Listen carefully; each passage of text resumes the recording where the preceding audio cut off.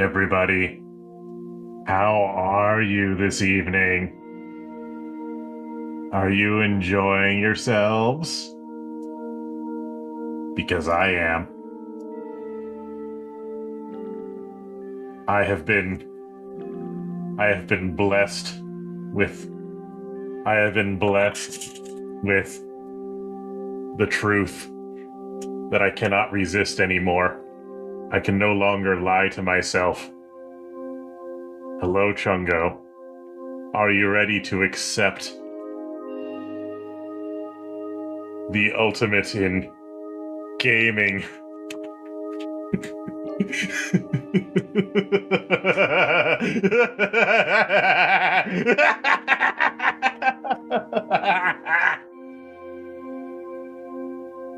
Cube, yes. But there is something within the cube that must be witnessed.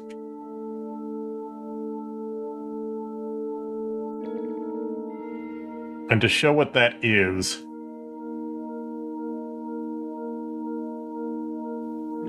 there's something I'd like. Let me set a scene for you before we begin. Let me set a scene for you. Imagine, if you will, that you are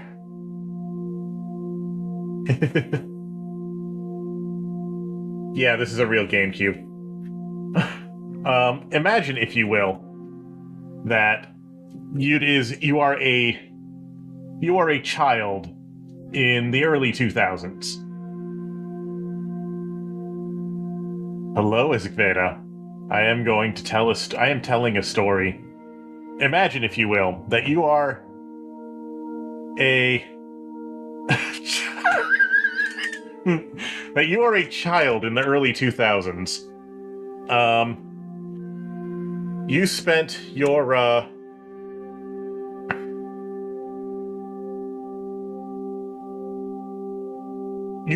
your childhood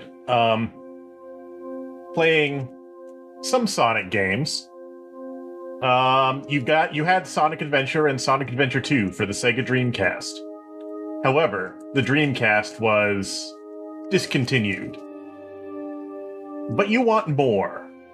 You want more than what... you want more Sonic games. Unfortunately, you haven't been getting more Sonic games. There hasn't been any sign of new Sonic games. You just get the same games released again. Sonic Adventure 2 is re-released with lighting bugs. But there is an enhanced multiplayer mode. There's that. But yes, you get that. But it's not a new game. It's just the old game with better multiplayer.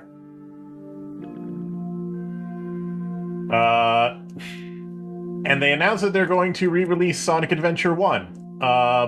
Once again with the lighting broken. That seems to be a running theme. But there hasn't really been any sign of anything new coming. But then, in 2003, you get your monthly subscription to National Geographic Kids, and it comes with a DVD, a promotional DVD, for something called the Fox Box.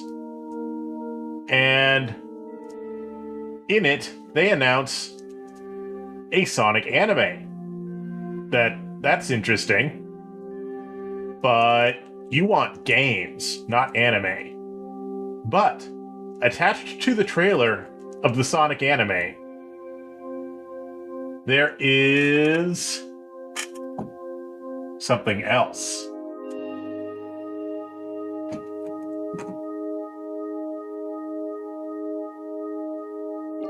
I want you to witness. Now that I have put you in the headspace, let me show you what was on that promotional DVD.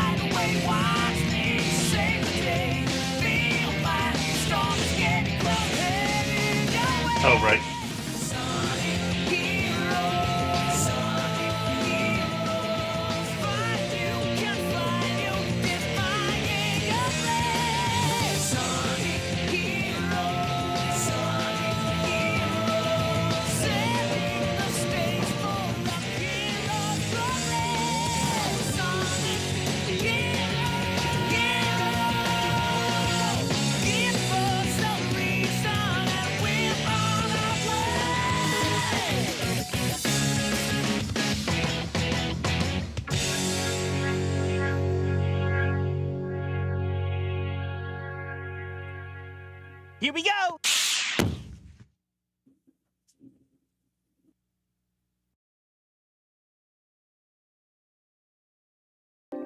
So you got that in mid 2003, let's say. And that is the first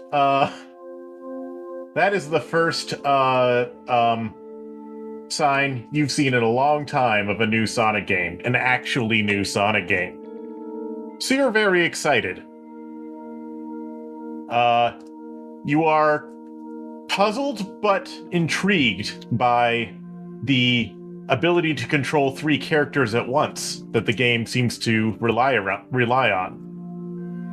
There's also some characters in here which you either might not recognize, or if you do recognize them, you know they are fairly niche. No,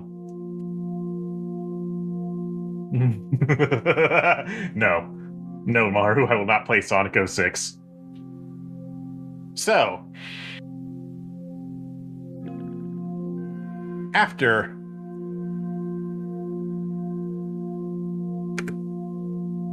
all of that, after months of waiting, in early 2004, the game finally comes out. And that, my friends, is what we are going to be playing today.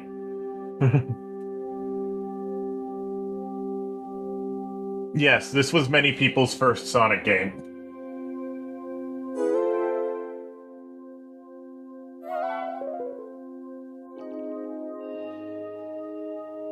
This was many, many people's first Sonic game. Hello, Ikoma.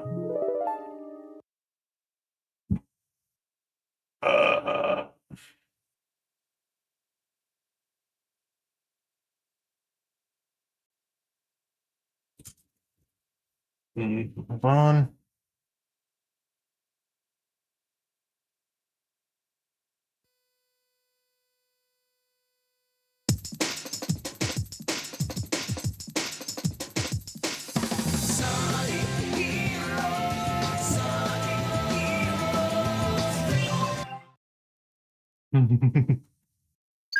Maru, how many files do I fucking have on this game?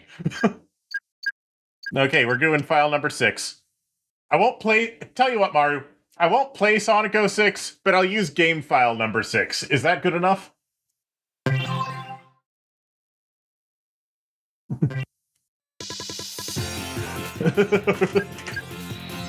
Look, I have not played this game in many years, okay? Well, okay, I haven't played it in 2 years. Stereo, that's fine. Rumble on.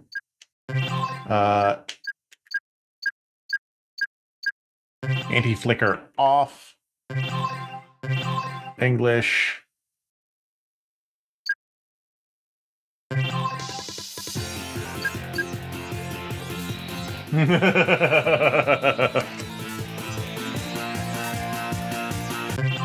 So, this was the first actually new Sonic game since Sonic Advance, I think, came out before that, but this was the first actually new 3D Sonic game since 2001. Sega had just been re-releasing stuff, and I guess there was the Advance series, but it was fine. Let's blast through with Sonic speed! Okay! All right! Hey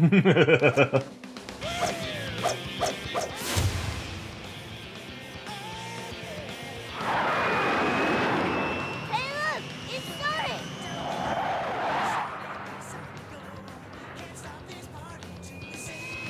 Oh no, it's not. Long time no see! Blurst is correct. I would not call this the best of Sonic by any means. This game was fucking weird. So, that said, there was a logic to its weirdness. See, long time no see. I wouldn't say I'm gonna play Shadow immediately after this one, but the next Sonic game after this one will be Shadow, yes. I don't Think I'd miss this? know when that will be. Wide open. Yeah, let's The talking paper. Yeah. So anyway, there was method to the madness of this game's game design. There was definitely method to the madness of the game's game design. So what happened?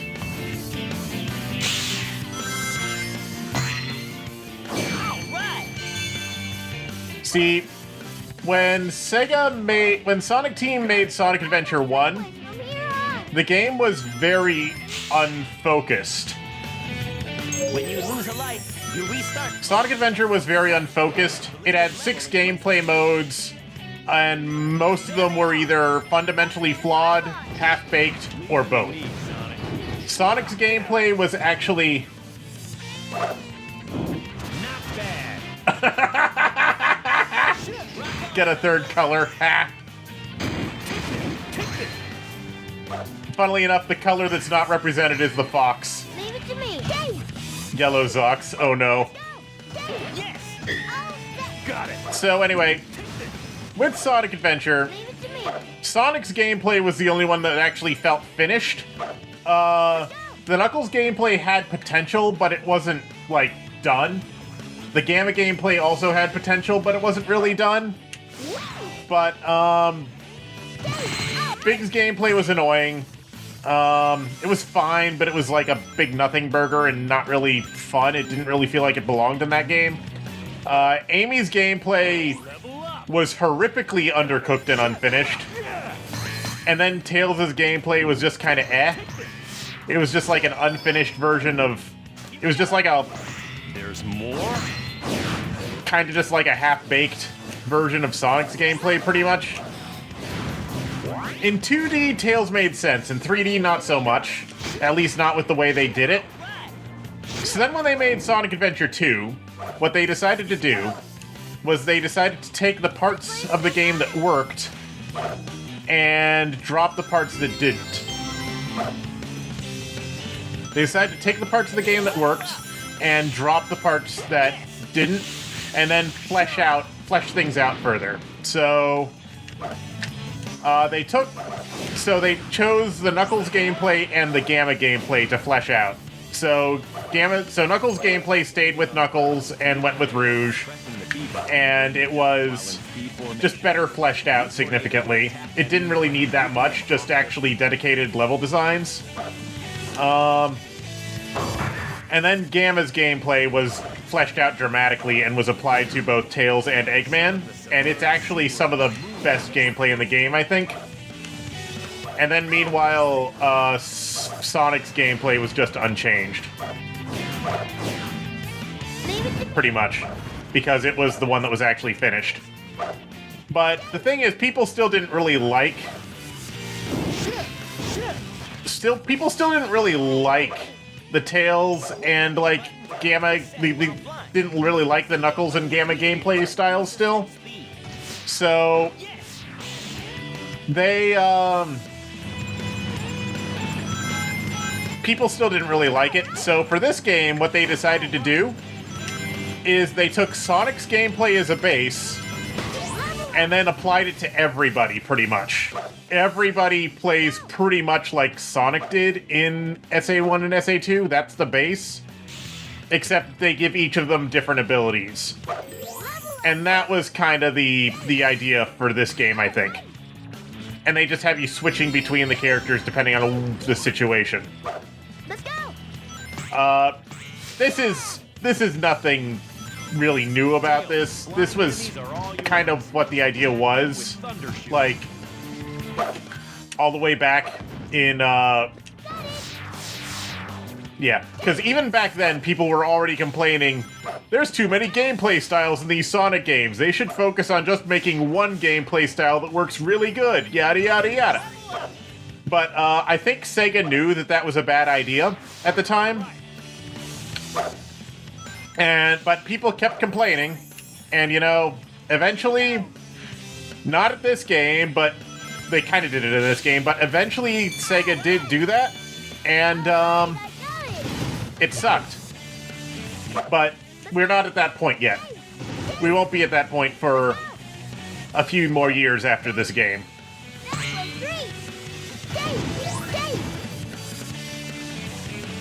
Got it. And that's my 2 cents on that. The idea was to take the most popular gameplay mechanic, kind of apply it to everybody, flesh it out more, and also add this new gimmick. While also kind of returning to the roots in a way, because the level structure in this game is meant to be reminiscent of the games of old. The old 2D Sonics. Not bad.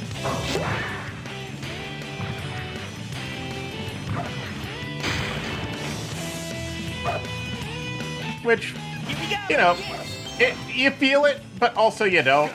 Here we go. It's fine. But yeah, overall, Whoa. this game was still hype as hell when it came out.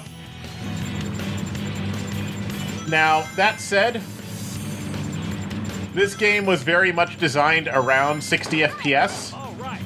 and the fact that I insist on streaming at 30 is probably limiting things a little bit, probably making the game look a fair bit choppier than it should be, but there's nothing I can really do about that, because if I set the frame rate to 60 on stream, it's gonna be shit. It's gonna look like shit, and I don't want to do that to you guys.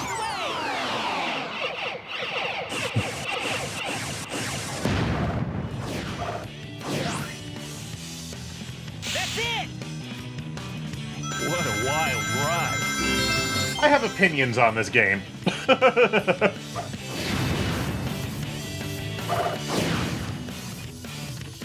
Yeah. Yahoo. I have many opinions on this game. Got it.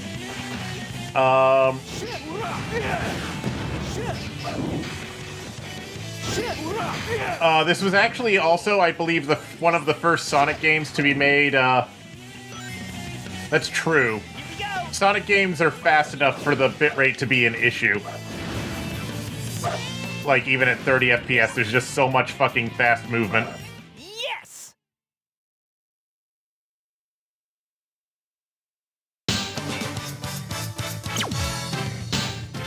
But yeah, this was actually, I think, one of the first Sonic games to use a third-party engine as well, rather than one of Sega's internal engines.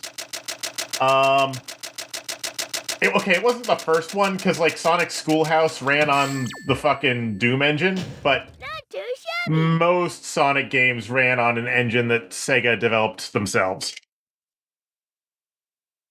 But for this one, they wanted to target 4 platforms at once, because this game came out simultaneously for 3 consoles and PC. So they specifically chose an existing engine so that they would not have to deal with that. It was already available for all of those platforms, so that they wouldn't have to deal with that shit. They picked renderware because renderware worked on everything. Someone else had already done the work of getting it working on everything. Someone else had already done all the hard work of getting renderware to work on everything.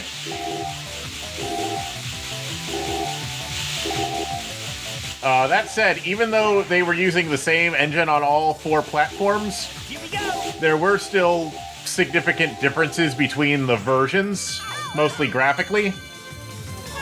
For example, the PS2 version looks like ass.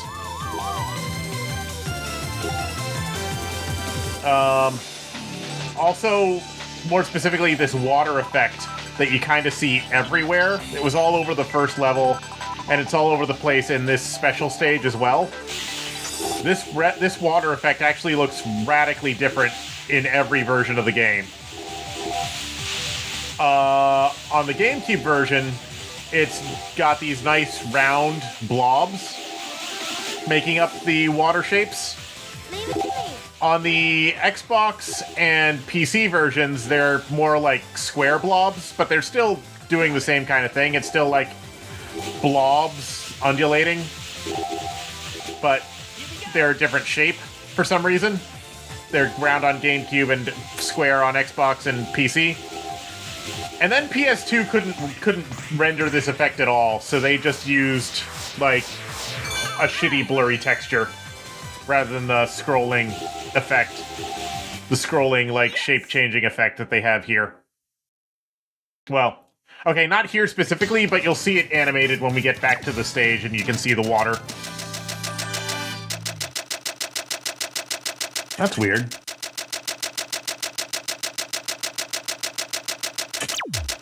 That's not a smudge on my screen. What is that? What are those vertical lines in the middle of the screen? Uh-oh. Renderware was pretty cool back at the time. It's, I think EA owns it now. Honestly.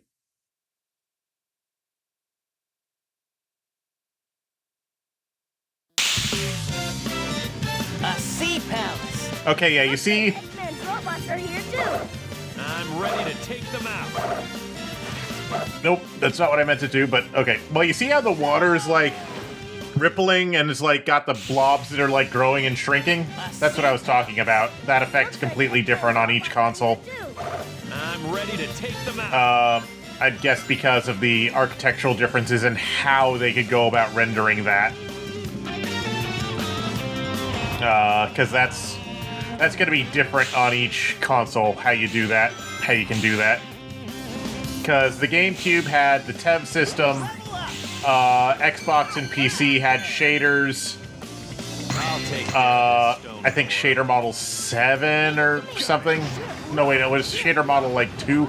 I don't know. They had DirectX 7 shaders. They had DirectX 7 shaders. And then the PS2 couldn't have any of that, because it was the PS2. And it was just a fundamentally older graphics architecture than what the GameCube and Xbox had. So ancient, they may crumble if we get too close to them. Now, a lot of people did struggle with this game back in the day, and there were legitimate reasons for that. Sometimes the controls just decide to kill you for no fucking reason. Especially when you're playing as Knuckles specifically, the game will sometimes just decide to throw you off a cliff. Here we go. Okay. Like, whenever you're playing as Knuckles and you punch, sometimes Knuckles will randomly decide to fly off in a random fucking direction and die. I have no idea why that is, but it just is. Weirdly enough, though, if you're playing the game emulated in Dolphin, Here we go. and the and is important. If you're playing the game emulated in Dolphin, and Here we go. you have your game and you have a GameCube controller plugged in, and you had your GameCube controller overclocked to 1000 hertz, because controller overclocking is a thing. If you have your GameCube controller overclocked to 1000 hertz, and you're running the game in Dolphin, for some reason, I have no idea why, that combination causes the game to be less slippery. I have no fucking idea why. But I have tested this repeatedly, and yeah, it fixes it. I have no idea why. Now, I am not playing it in Dolphin right now. I am playing it on a real unmodified GameCube right now. Well, unmodified. I've replaced parts, but I've replaced them with more stock parts. I have not actually, like, modified this console in any way. Like, the only modification I made was to replace a switch that broke. And also to clean, and also I opened it in order to clean the fucking fan. Got it. Because, for some reason, the GameCube has the fan filter on the exhaust rather than the intake. For some unhinged reason. Which means that dust clogs up the exhaust. Which means that, yeah, you can't just... It prevents dust from getting out instead of preventing it from getting in for some strange reason. This turtle is swimming with a block on his back. It looks really heavy. Ugh. Or at least he'll carry. I don't know why Nintendo decided to design the GameCube that way, but that's how it is. Let's take out the robot's first. Can you blow off that robot's shield? Sonic Heroes is actually one of the few GameCube games that allows you to turn off the anti-flicker filter. There's just a setting for it in the menu, and it also does not perform any scaling. The game does not perform any scaling, and that was close. The game does not perform any scaling, and the anti-flicker filter can be turned off, so you can just get perfect 1-1 output. Or as perfect as you can get with the GameCube, that is, because of chroma compression that the GameCube performs on its frame buffer.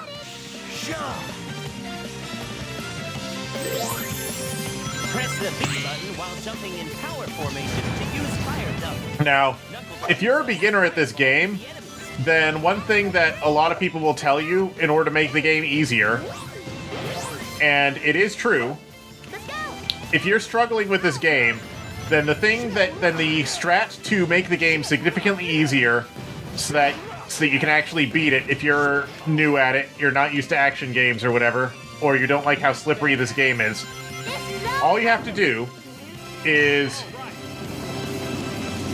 switch to Tails and stay playing as Tails as much as possible, and level up Tails first. Just playing as Tails all the time is easy mode for this game, basically. It completely changes the game, makes it a lot easier. Leave it to me. Leave it to me. So yeah, if you're struggling with this game, just play as this fly formation. Let's go. Level up fly formation and then only play as fly formation. Here we go. Tails wants to go to Denny's, yeah. Now, one thing that does bother me slightly about this game, though, is that, for some reason, the UI is a different aspect ratio from the game's rendering, for some reason. Looks like it's Buddy has joined the party. Yeah. Rouge, Cream, and Charmy are the other flyers. But yeah, so the game's UI was designed around square pixels, whereas the actual gameplay is designed around 1011 pixels. I have checked. This is the case.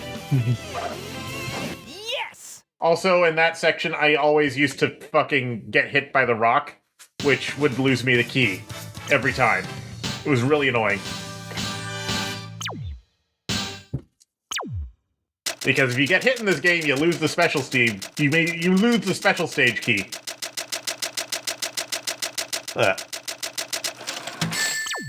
But yeah, Perfect! circles in the UI are only circles if the aspect ratio is set to 1:1.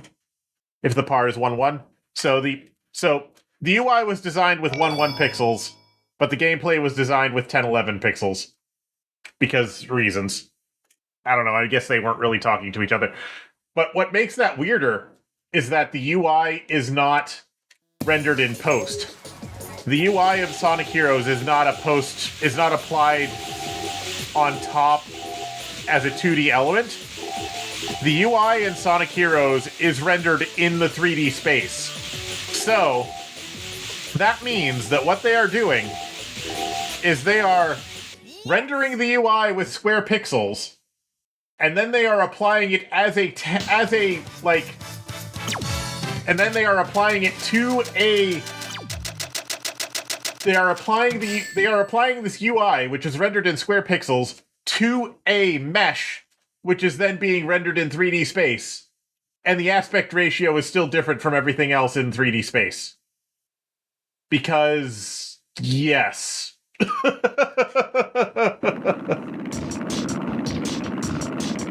That's not unusual for Sonic games, by the way. Most Sonic games have the UI applied to a mesh that's just placed in front of the camera in the 3D space. You got that backwards, Doc. That's just how Sonic games render their UI. Man, he sure was stubborn science. I'm not ready to give up just yet.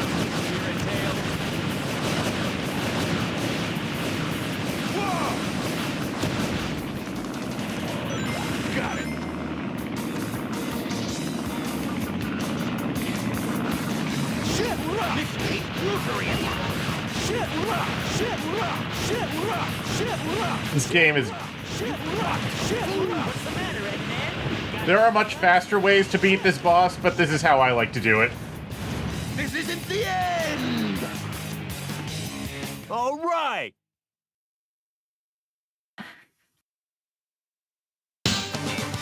There are much faster ways to beat that boss, but that's how I like to do it. Ready Also, for it the bothers me how low res the ranking letters are. Shit rock, shit rock, shit rock, shit rock. Fun fact, they actually told the actor to say shift, but they also specifically told Knuckles' voice actor to say it. They told him to say shift, but to pronounce it as if he was saying shit. Looks like Eggman Just for fun, I escaped guess. the city. Eggman's The localization team was having fun. Let's find Eggman and show him the real power of teamwork. This must be an automated energy plant. Energy plant? I like this game. I have opinions on this game, and I like chunks of it. I know this game is not good. I am very much aware that this game is not good, but it's a guilty pleasure anyway.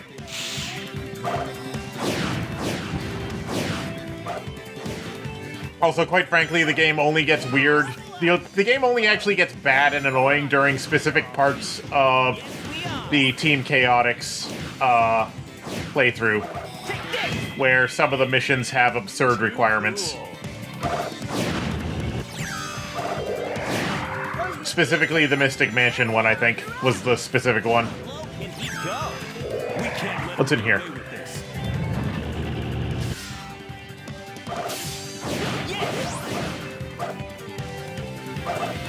Level up. Got it. Level up.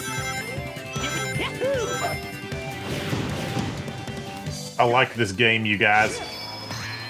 Look at all those Eggman robots.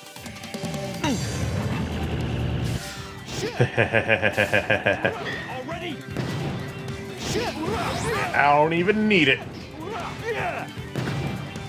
Leave it to me. Yeah. Yeah, that's the annoying part, is you do it. Now, at least in this game, that's more of a problem with Shadow than it is with this game, because at least with this game, there's 5 different layouts per stage. Whoa. Wolfenstein will get hit for it and Sonic will too, yeah. Yeah, but at least in this game, there's at least 5 different layouts. There's one for each team, and then there's the hard mode layout as well. Although, you don't really get a chance to play the hard mode layout until you've 100%ed the game. You have to play... You have to get all A ranks to unlock the hard mode. But hard mode has its own level layouts, so there's 5 layouts for each level.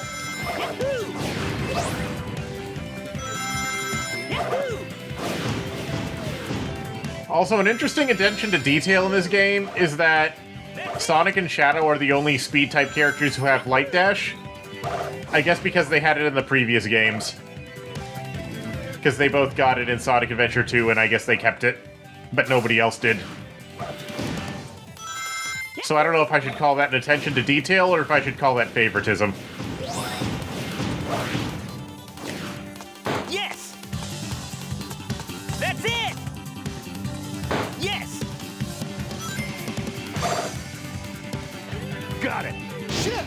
Meaning that when Eggman captured Shadow and put him in a pod, he let him keep his shoes, I guess.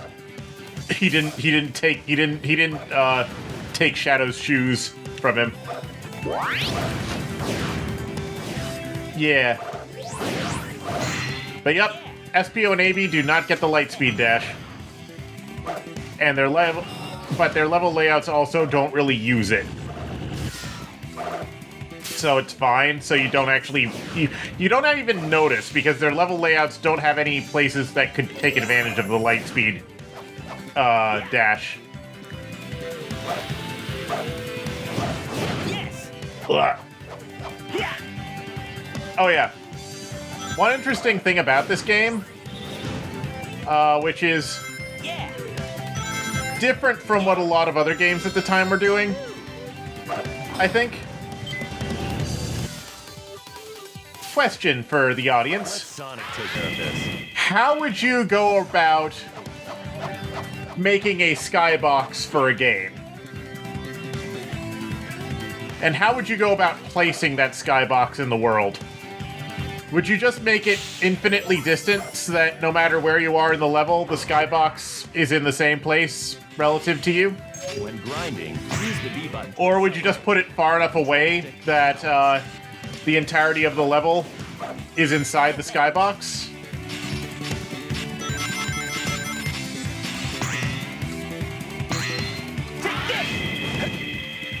Or would you have it not be infinitely large, but be fairly large, and then have it move with the camera? There's a few different ways you could. There's a few different ways you could do skyboxes. Yes, you could make a no-no blade spheroid. I don't know if that's going to summon Miru or not, saying the word. Yes! So they did indeed do so. Hi, Watts. Yeah, far enough away with some yeah. There's a few different ways to do it. The problem with Sonic games, though, is that the levels are fucking massive. The levels are absolutely massive.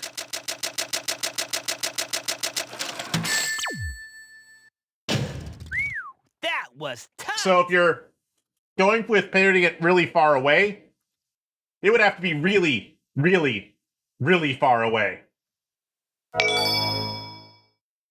Like, impractically far away. Different games have approached this in different ways. For Sonic Adventure, what happens is the skybox just kind of slides around. Like, it doesn't move vertically, but it does slide around horizontally. To match your position, more or less.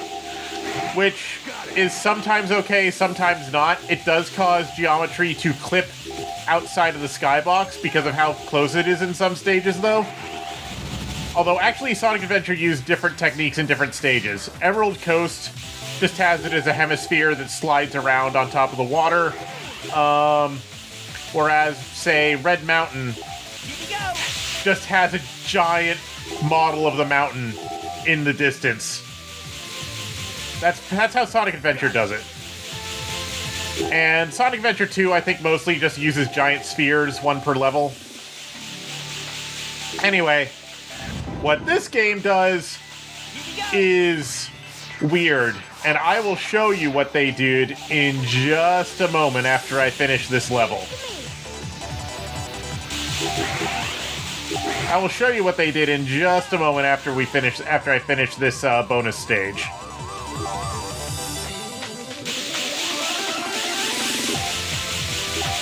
I don't disagree with what they did, but it is definitely a strange decision. I'll put it that way. Got it. Here we go! Not bad. I don't disagree with it, but it is strange.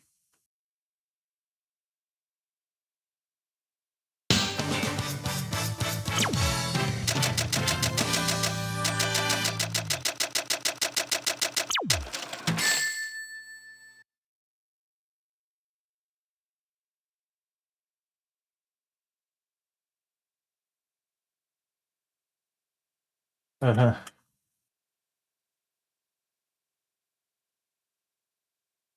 Yeah, Sonic games often have levels that are literally, like... It's not uncommon for levels in Sonic games to be, like, 10 kilometers by 10 kilometers, or even bigger than that. Just because they have to be fucking massive for the level to last more than 30 seconds. But yeah, let me show you what they did. Hold on a moment.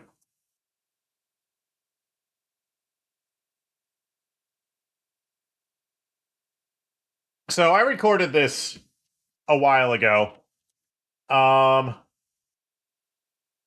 this is a really good place to demonstrate it. look at this.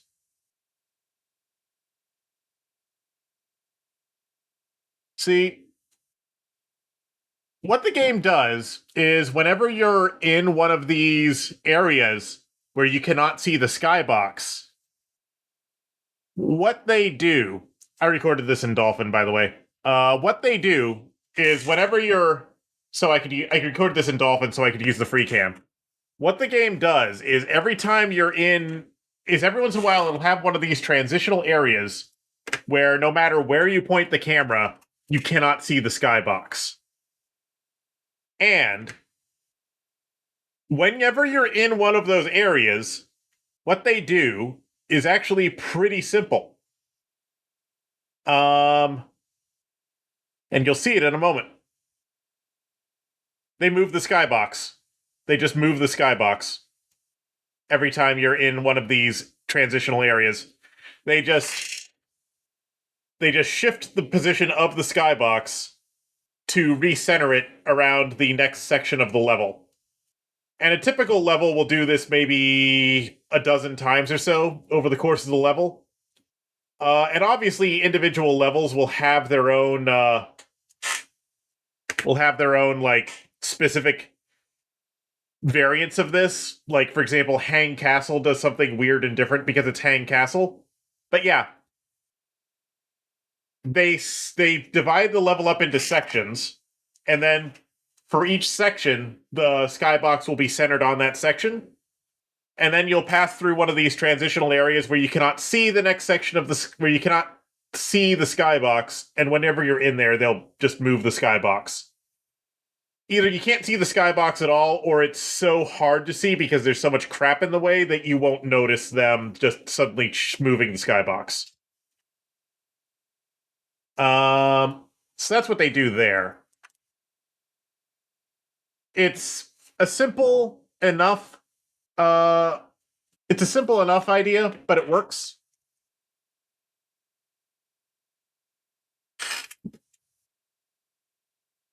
It's simple enough, the idea, but it works.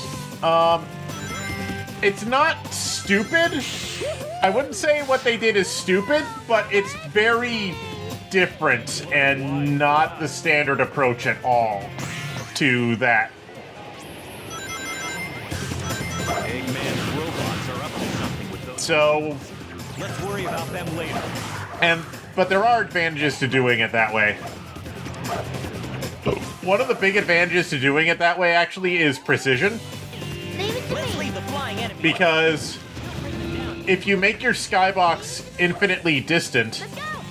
if it has to be behind everything, then it might end up being far enough away that rendering precision becomes an issue, like floating point precision or like Z-buffer precision and stuff might be a problem, which would then cause things to shake and vibrate and shit, and nobody wants that. What the fuck? Got it. Level up. For some reason, Tails did not want to lock onto that. Wait, I got it. Dave. Got it. Take this. Take this. Shit. Yeah, Let's go. it works. It works. Got it. Take this. Take this. Take this. Leave it to me. Yeah, if it works, it works. So, I imagine that was done partly to overcome the issues with precision, and also because I imagine they still wanted to have another reason why you would not put the skybox infinitely distant is if you want there to be some amount of parallax. If you want the skybox to still kind of move relative to you as you move. Because the real world does have some parallax. Even on, like, quote-unquote infinitely distant things. And if you have an infinitely distant skybox, then there's no parallax. In the real world, the only things that do not visibly have parallax are going to be, like, the sun, the moon, the stars. Everything else is going to have some parallax. So, making the sky a gigantic dome, a gigantic but still finite dome, kind of gives you that parallax effect. Let's go, Dave! So there's pros and cons to every approach. Dave! And there's pros and cons to what they did here. Let's go! Dave! Ah, crap baskets. Got it. Leave it to me! Dave! It just is an unusual decision that nobody would really do these days, at least. Dave! Yeah. Yeah!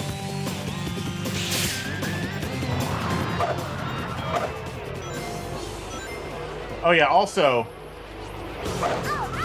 Alright! not quite related, but the, not quite related, but the very strong, solid colors that this game uses, basically everywhere. Which, you know, under normal circumstances, having all these strong, solid colors right next to each other, that's not something that happens very much in nature. But one thing that it actually reveals when they do that, and I'll see if I can bring it up here, can show you an example right here.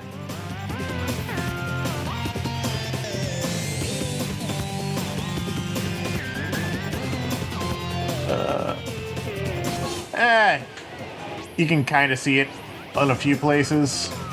Sorry, I'm trying to bring up an example here. Okay. You can definitely see it here. You can definitely see it here.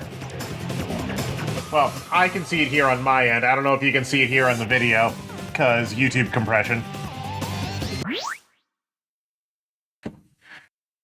Also, let me turn off smoothing on the fucking tank.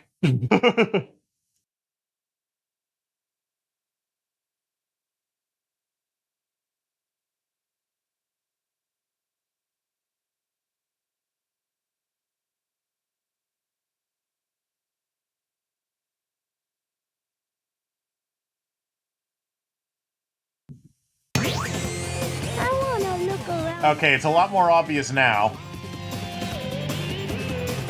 I don't know how visible it is on the stream, but anywhere where there is a horizontal border between objects which are radically different hues or radically different saturations, you may notice that there's a little bit of color bleed and also a little bit of a dark outline. But only on horizontal edges. They don't appear on vertical edges, only horizontal edges. This is not a deliberate design choice. This is actually a limitation of the GameCube hardware. This is a limitation of the GameCube hardware.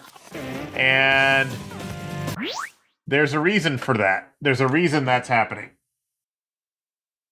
And that is because the GameCube, in Nintendo's wisdom,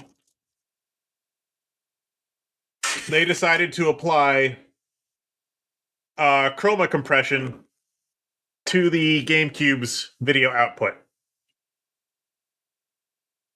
So Chungo, I did actually design a concept of a chroma upsampler, like one that would take the Luma channels and like upsample it. I don't know if it's fast enough for be practically usable, and also it has a ton of artifacts. But I am willing to show it off. I am willing to show it off, actually. Or at least the results of it. It's too fucking slow for me to run it in real time, because I think the library I used in fucking I think the fucking image library I used just for like the color space conversion and shit, was way too slow. So I'm going to let me find this example that I have.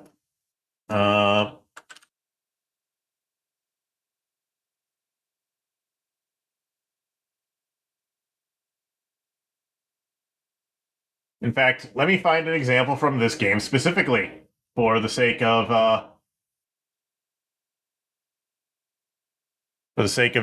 showing what I mean.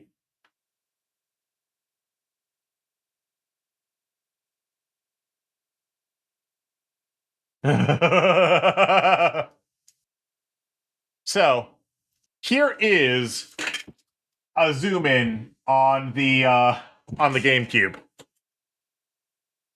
As you can see, this red-green color transition here is particularly bad on the back of Vector's back, so to speak. Because red and green are opposites. So there's these dark outlines on the left and right sides. However, if we were to convert that, if we were to, say, take the higher resolution luminance data and apply that and use that to try and sharpen the colors, this is a lot closer to what the image, quote unquote, should look like right here. YouTube is probably compressing it a bit, but yeah.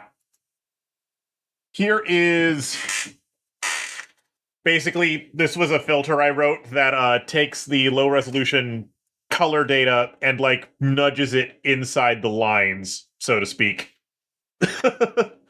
So this is what the game would look like if it was rendered at 444 color. Well, it is rendered at 4 color, but if it like kept that all the way to the output.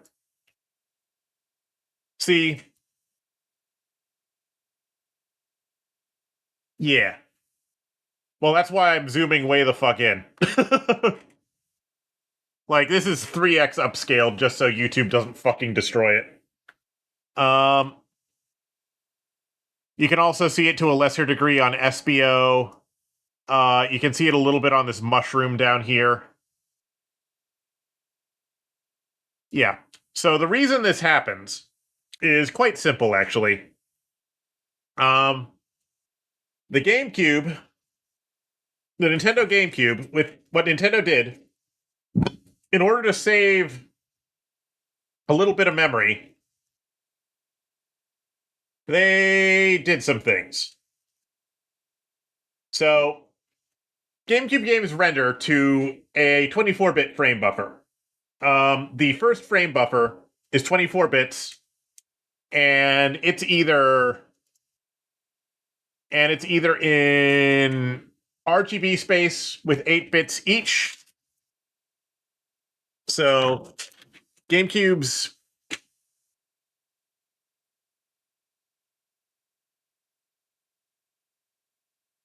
EFB is 24 bits. And that's either... Why did I... Hold on.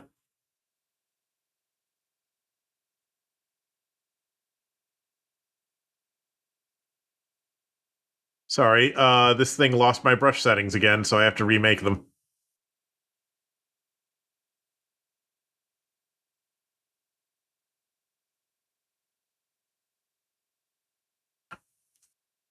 There we go.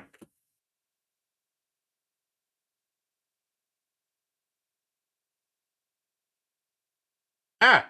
No.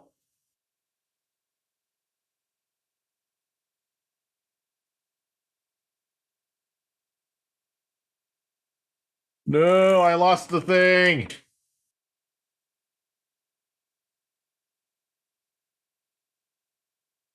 Oh. So you have...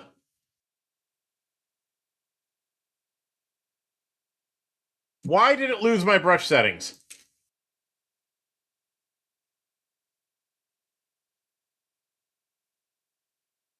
Why does the thing always lose my brush settings? This thing does not like me having brush settings. Why are you like this, Fireworks? Why are you like this?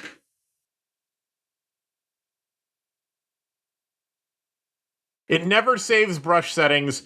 Even if I try to save the brush settings, Fireworks always discards them whenever I close at fucking anything. Oh, I'm back. Okay.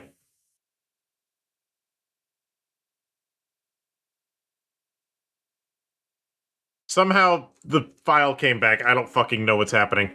Anyway, you have the EFB, and this is 24 bits, and that's divided up as either that's either RGB 888 or it's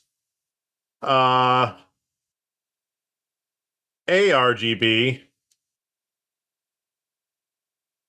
6666. Now the A does not. Now the A stands for alpha, but it's not really an alpha channel. What that fourth channel actually is a stencil buffer.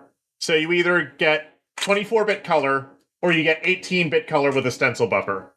Sonic Heroes does not use the stencil buffer, so you get 24-bit color. But a lot of games do use the stencil buffer, so they get 18. So they get rendered with 18-bit color. First-party Nintendo games especially like to use the stencil buffer for things. For, like, high-resolution, pixel-perfect shadows and stuff like that. Stencil buffers are very useful. Stencil buffers were actually, like, the way to do lighting for, like, shadows and stuff for, like, a really long time. So, games throughout the 2000s used stencil buffers extensively, but then in the 2010s, everybody just stopped using stencil buffers for some reason. I don't know why. I guess because you couldn't do soft shadows with them. But then in the 2020s, you've started to see stencil buffers. In the last few years, you've started to see stencil buffers coming back, but only really in indie games. Like, the AAA industry doesn't fucking care about the stencil buffer anymore. But it is very useful. You get sharp shadows without pixelation. It's very nice when you use the stencil buffer for shadow rendering. You can also use it for other stuff, like for making things invisible, except when they're not, by having things like intersect each other and it's only showing up during the intersection.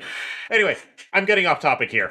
Also, as for what these cubes are, this one on the left has the this one on the left calculates is in linear light, and the one on the right is in sRGB space. These hues are a lot more useful in, this isn't really related, but in linear light, you can differentiate every single one of these colors. But in sRGB space, you get these large blobs of, like, impossible to differentiate colors. Where it's like, these colors look exactly the fucking same. Whereas in linear light, these colors are a lot easier to differentiate from each other. Every block is a unique color. You know what I mean? But that's neither here nor there. Now, the reason Nintendo did this... Now, okay, Nintendo really wanted to only use 24 bits for the integrated frame buffer, the embedded frame buffer. It's 24 bits. Now, the XFB, the external frame buffer, they wanted to get that down to 16 bits. So, 16 bits per pixel. And the way they did that is they just used bog standard YCBCR422.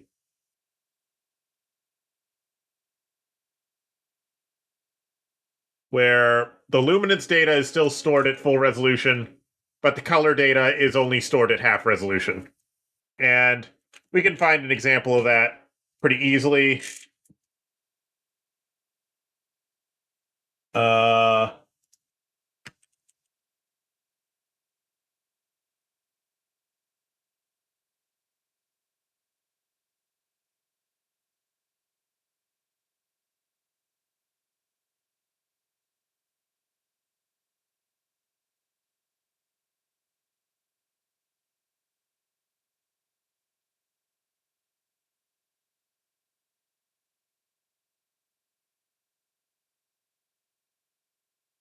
we can find an example of that pretty easily.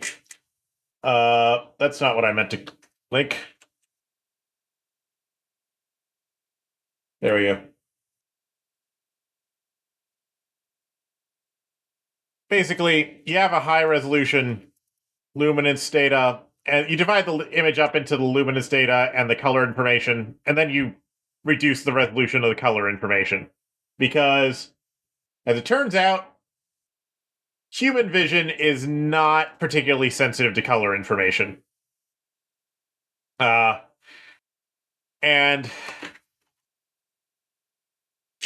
the reason for that is basically because of how your eyes work. And we've been exploiting that for a long time. So your human eyes have usually 4 color receptors, usually 4 types. Sometimes it's more, sometimes it's less. Depends on the individual, but it's usually 4. You've got the long receptor, which is receptive to like orange. And then you've got the medium receptor, which is sensitive to like peaks at like yellowish green. You have the long cones, which are sensitive to like orange. You got the medium receptors, which are like yellow, green. And then you've got the rods, which are receptive, which peak around cyan-ish. And then you've got the short cones, which are kind of like, they peak around like, it's not really blue, it's kind of, it's not really blue, it's more like it's like a little bit past that. It's more like, indigo-ish. Or more like an azure color, I guess. Now, some people say that the long cones also have like a slight peak, like in the very far violet, like almost ultraviolet. Some people say they don't. I don't know.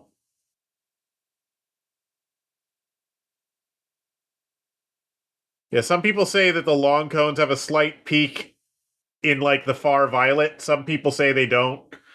Uh, I haven't. I've seen a lot of arguments for both of them. Some charts show long cones having a peak there, some don't. I don't know. Um, so that's the thing. Anyway, this is the raw information that your eyes pick up from its 4-ish photoreceptors. But that's not actually very useful information. That information is not particularly useful. Like, you can use, like, that's not particularly useful to your brain. So your eyes do some conversion first before they send it to your brain. First off, it takes all these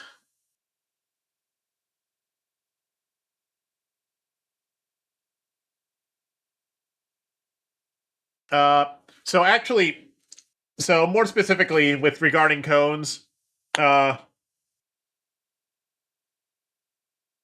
anyone might have two versions of the short cone tuned to different frequencies, but people with only one X chromosome can only have one copy each of L and M.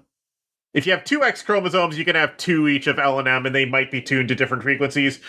If you have more than one, if your cones are tuned to if you have two versions of a cone and they are tuned to different frequencies, then you can get a little bit better like hue accuracy in your color vision. But as far as I'm aware, the difference is minor at best, so it's not really a superpower or anything. Anyway, so your eyes take all of this data, all three cones and the rods, and they combine all of that into, they just add it all together into a high resolution Luma channel.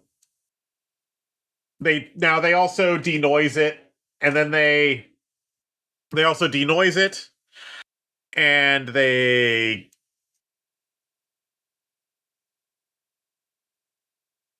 also gamma correct it, and okay, so the thing is, many of the photoreceptors in our eyes are actually sensitive to ultraviolet, but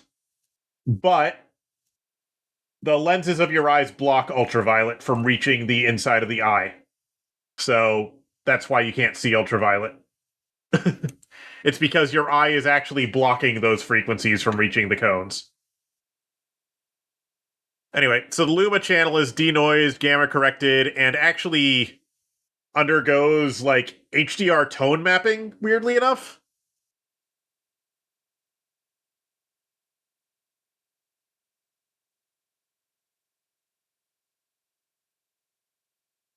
Why is my tablet lagging? It was not doing this yesterday. Why is my tablet lagging? Why the fuck is my tablet lagging? Yeah, so you get HDR tone mapping as well for some really weird reason. Why is my avatar stuck? Okay, there we go. So I don't know why your eyes do that, but they do HDR tone mapping as well on the image, on the Luma channel specifically. So, like local contrast is maintained, but at the so local contrast is maintained, but like larger areas of contrast are like compressed in order to I guess just to make it, the whole point of this is to maximize the amount of relevant data being sent to your brain while processing out anything irrelevant. So that's why there's denoising, gamma correction, all this stuff. Your eyes are trying to eliminate anything unnecessary so that as much bandwidth as possible can be allocated towards actually useful information. So anyway, that's the Luma channel. And then in order to generate the chroma channels, it then takes these, it then just runs difference, it runs difference information on these.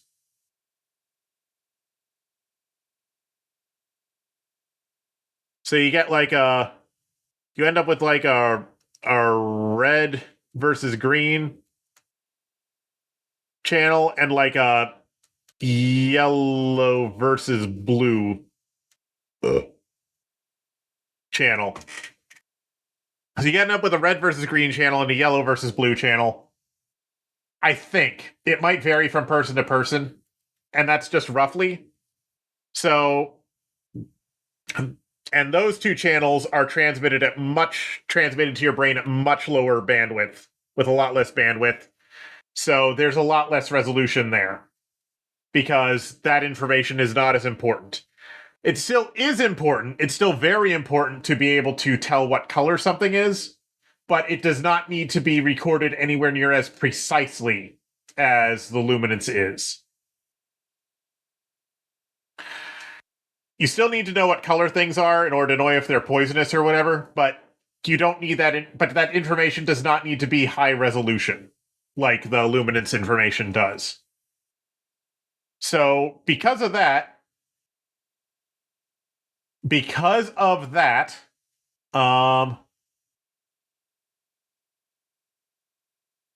Oh, Watts, that's actually pretty easy to do. If you want to have like two different texture maps and just swap two different sets of textures or materials and swap between them depending on the camera mode you set it to. Like, Metroid Prime did that on the GameCube. It's pretty easy to do, actually.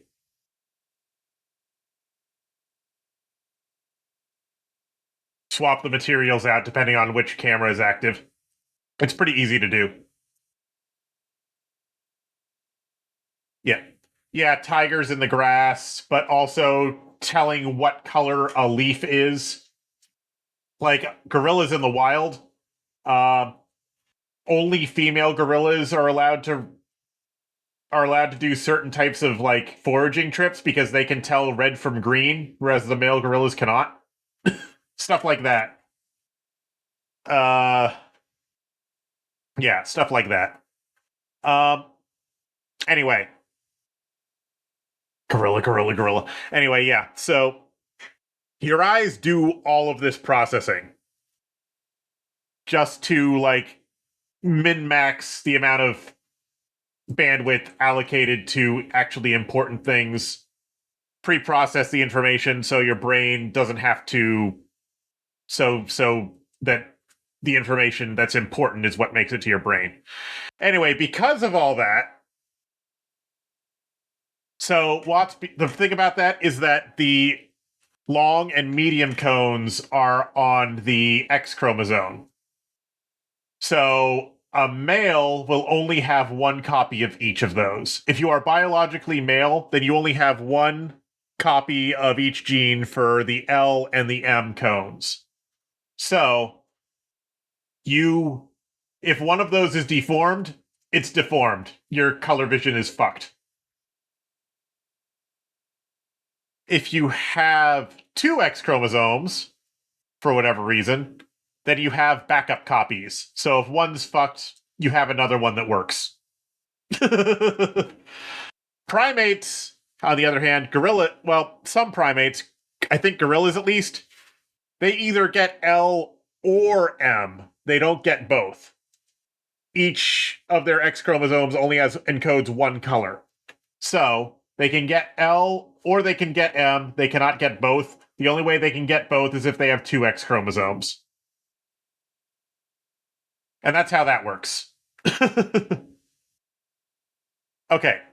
So anyway, because the luminance data is sent from your eye to your brain at a lot higher resolution than the chrominance data is, that is why you can get away with storing chroma at much lower resolution than luma.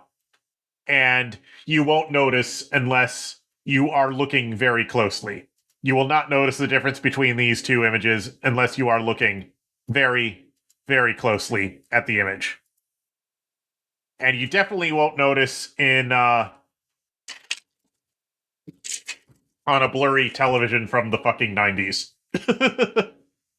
This is a 2000s game, but most people in the 2000s still had televisions from the 90s because you weren't going to buy a new fucking television every year, now were you? So yeah, most humans could not tell the difference between these two. Even if you had a good television that you could tell the difference between these, um, if you didn't know what to look for, then you wouldn't be able to tell the difference between them. BRB real quick.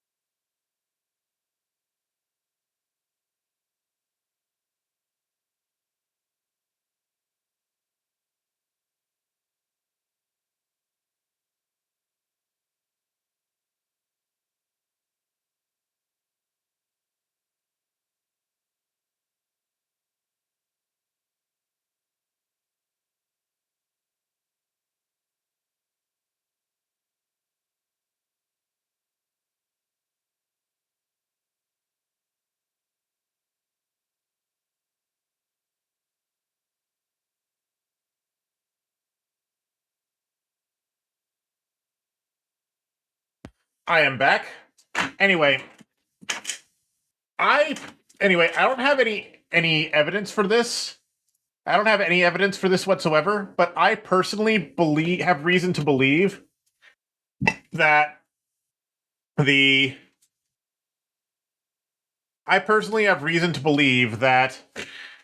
gamma correction, that your eyes do not apply gamma correction to the image until after it is generated the Luma channel. I think it applies it to the generated Luma channel rather than to each of the channels individually. I don't have any proof of this, but the reason why I think that is quite simply because if we look at this, the one with linear light has much better hue and saturation distribution than the one that's done in the gamma space. These are much better spaced out than these are.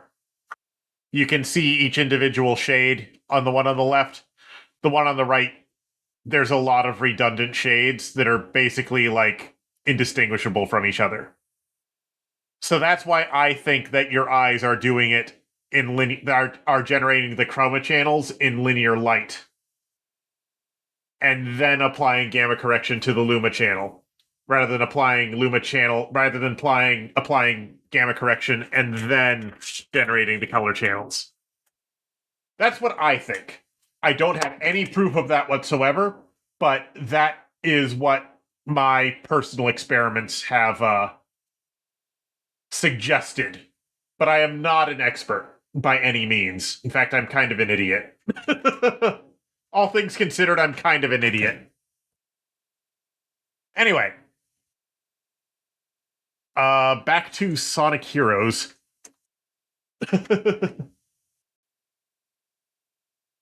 Let me turn the smoothing filter back on.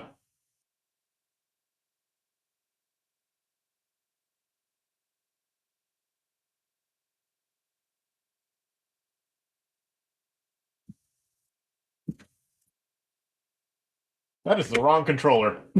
I just picked up my fucking N64 controller. Okay. Sorry I've bored the shit out of everybody with my weird lecture about fucking colors. But yeah, anyway, that's why you can get away with storing the colors at much lower resolution. And so what Nintendo did with the GameCube is, once the image is finished being rendered... No, I'm not playing Sonic Heroes on the N64. Anyway, so what the GameCube does is it renders the image in RGB, but then after it finishes rendering the image, it then converts the image to YCBCR422 in order to save space, because it's able to go down from 24 bits to 16 bits while keeping approximately the same quality. Got it. Goes down from 24 bits per pixel to 16 bits per pixel. Leave it to me. And that saves quite a bit of memory when you are, say, double buffering or triple buffering the image. Got it. Memory was expensive back then. The high-speed memory necessary for video games, especially so. Leave it to me. Stay. Let's go. That was great. Okay.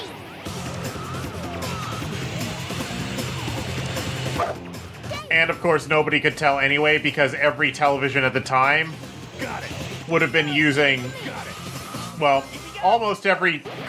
Unless you were European, then your television would have only supported, like, composite and S-video, which also transmitted the color information at lower resolution. So there was quite literally no reason to keep it. Leave it to me.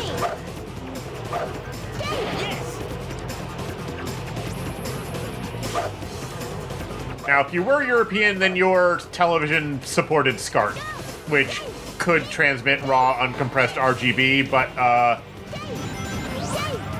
no, Sega was not Japanese. Nintendo was not European, so they didn't give a fuck. Nintendo's Japanese. They don't give a fuck about Europe and their fancy video connectors.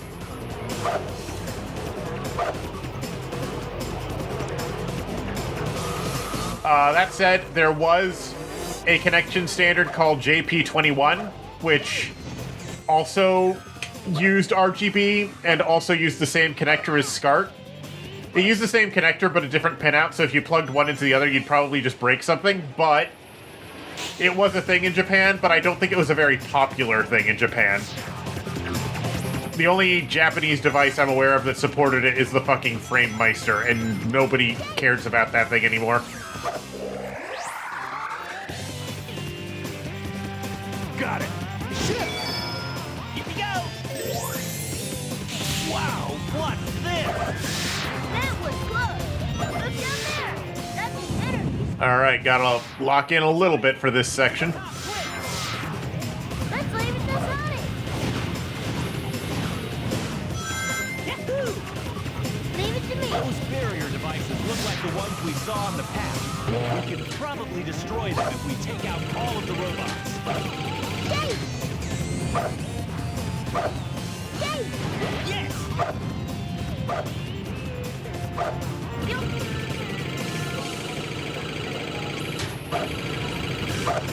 Let's go!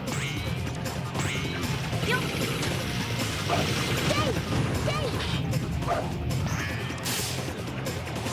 Yeah! Didn't want to take any damage there because I want to go to the special stage.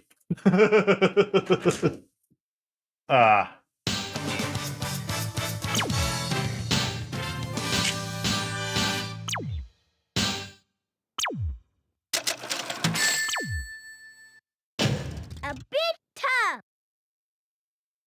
Ah.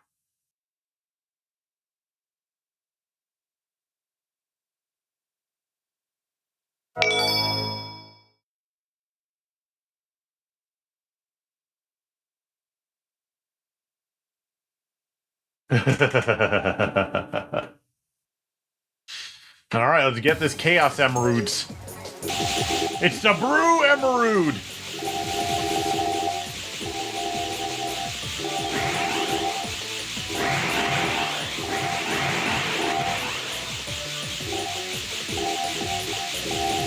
Yes!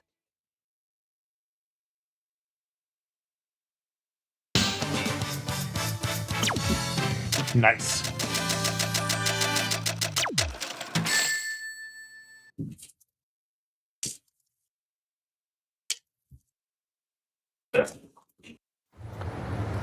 Gotcha, my darling Sonic. Amy, Oh, no. what are you doing here? Sonic, this Now, time that there's said, no way out of The color this. compression is still very noticeable in the FMVs in this game, or at the very least on the GameCube, PS2, and PC versions of the FMVs. And that is because, in order to save space, Give up. well, This time you're mine. for the GameCube and PC versions, they did it to save space. The FMVs are stored at fucking 320 by 448. Oh, Team Rose just killed themselves. Cool. On the PC version, she's not my girlfriend. Yeah. On the PC version, on the GameCube and PC versions, they did it to save space. On the PS2 version, I have no idea why they did. But the FMVs are only 320 by 448 in order to make the file size smaller. And because they're such a low resolution, the chroma subsampling is very visible. It's very visible, and it's kind of jarring, honestly, especially whenever Knuckles is on screen specifically. Amy sure doesn't give up that easy. What is this place? Sure is bright. But for the Xbox version, Feeling lucky? the Xbox versions of these cutscenes are all 712 by 480, which looks a lot cleaner. City is like a giant casino. I have attempted to mod the Xbox FMVs into the GameCube version. It did not go well. but I learned a lot. It didn't go well, but I learned quite a bit. The only one that kind of worked was the opening, because the opening FMV is actually 640 by 448 on GameCube. So you can almost get the Xbox FMV to fit, but the rest of the FMVs are all 320 by 448 on GameCube, so they don't work. Like, the game is hard-coded around the resolutions. Well, not completely hard-coded, but somewhat hard-coded around the resolutions. So if the FMV that you put in is too much higher resolution than what the game is expecting, it'll just fucking crash. Got it. But that is also, I think, the only way to actually... I have been using that approach, though, to actually decode the Xbox versions of the FMVs. Because for some reason, I don't know why, but for some reason, if you try to decode the Xbox versions of the FMVs with, like, a regular MPEG-2 decoder, because the FMVs are just encoded with perfectly standard H.262 MPEG-2. For some reason, they don't... For some reason, the Xbox versions, if you try to decode them with a regular H.262 decoder, the colors end up really fucked. So what I found was that if I inject the FMVs into the GameCube version of the game, specifically to replace the GameCube version's opening, then they decode correctly. The GameCube version of the game is able to decode the Xbox versions of the FMVs correctly if I specifically replace the opening FMV, since that's high enough resolution to actually decode it. So, that is... Sonic, that's not what I want. There we go. So, I've been using that to try and extract the FMVs for a project I've been working on, which I may or may not do something with in the future. Although, I discovered a lot of other very weird things with the FMVs in this game while I was working on that. With the opening FMV specifically, actually. Here we go! Take this! For some reason, there is one specific animation cut in the opening FMV of this game. I have no idea why this is, but there is one specific animation cut in the opening FMV in this game, where, it looks like they nearest neighbor downscaled it from, like, 540 by 716 to 480 by 712. Because there's a bunch of random, like, horizontal and vertical lines through it, suggesting a nearest neighbor non-integer downsampling. And it's only on a single animation cut in the entire FMV, but weirdly enough, it's also present on both the English and Japanese versions of the FMV. And the animation cut is actually slightly different in both versions of that.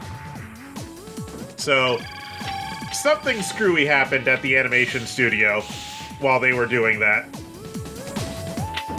Which, that FMV was... Well, the FMVs in this game were outsourced to a... The FMVs in this game were outsourced to an American studio.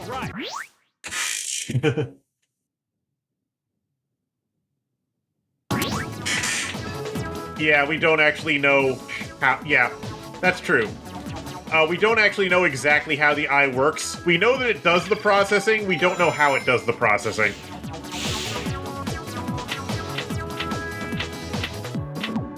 Yeah.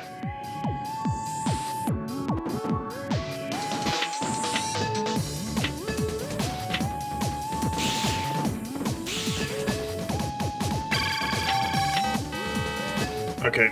I think I hit the switch. Let's get out of here.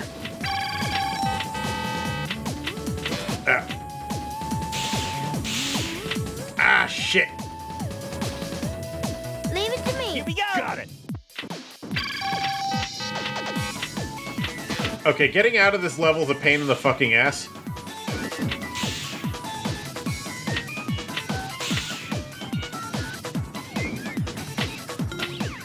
I just want to progress, but I gotta do this bullshit. There we go.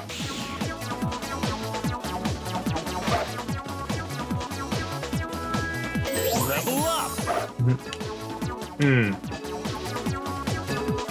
There we go. Something's up there, but it doesn't seem like we can go. We can, in fact, go up there, Knuckles. We just did. Let's go. Here we go.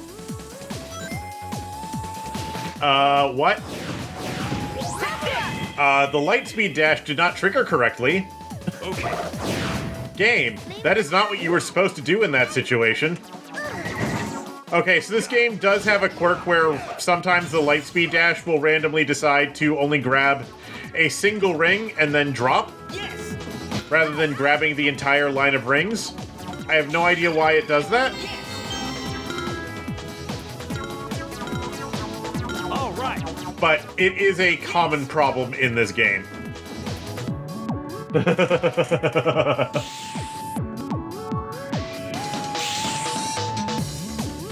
I forget what I was talking about. Here we go. Yes.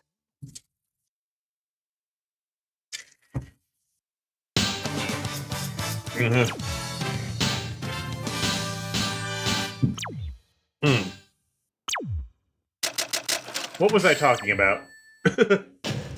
It was interesting to me, but I don't remember what it was. Oh well. You guys are spared for now. For now.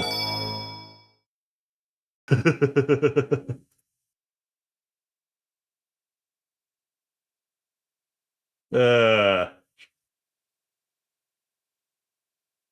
this game has quirks.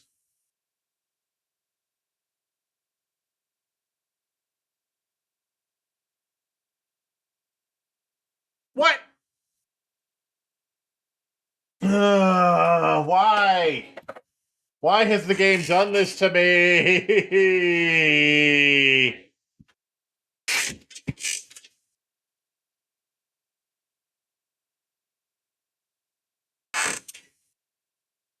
Hold on, I'm gonna go clean the fucking disc. BRB, I'm gonna clean this fucking GameCube disc off. Oh god, why is it... Why... What the hell happened to this disc?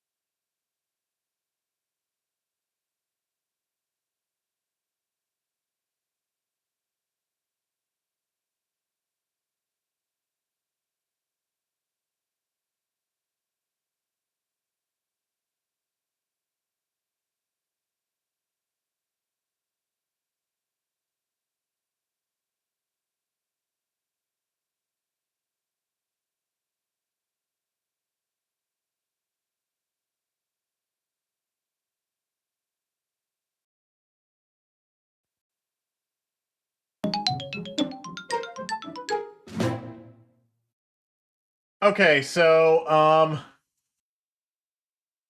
For some reason, the surface of the disc was a little bit foggy. So, I washed it off real good, and then I dried it off real good. So, hopefully that'll fix that. That should hopefully fix that. Surface of the disc was foggy. I am not gonna use toothpaste. That's only for something much more severe.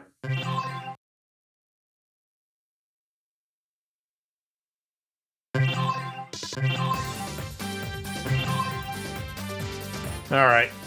How much progress did we lose? All right. I am playing on an actual GameCube, voice in the crowd, yes. Also, hi, voice in the crowd. Okay, so it saved everything, I just didn't get the, I just didn't save the thing, that's all. It just didn't take me to the special stage. Honestly, I'm okay with that. That particular special stage, it's just for extra lives, so I don't care that much. Yes, you're right. My desire to play Sonic is a problem. I don't know why I do this to myself.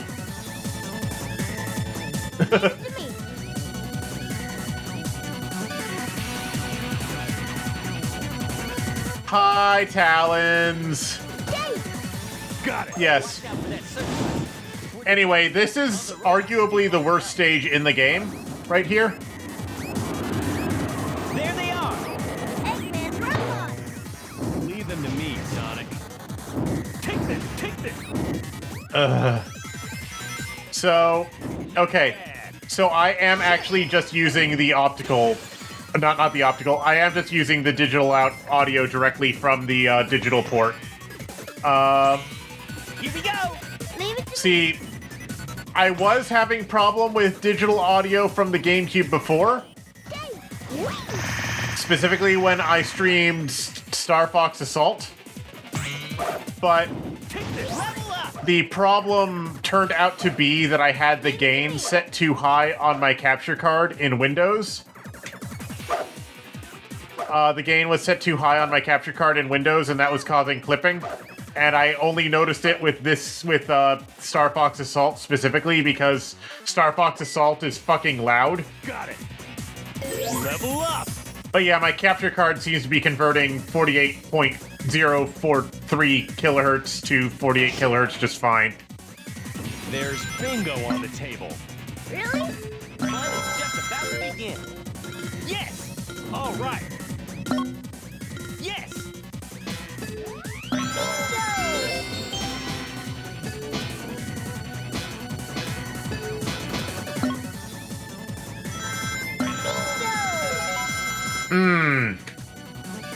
So, which team is my favorite? In terms of what? Yes. In terms of characterization or in terms of gameplay?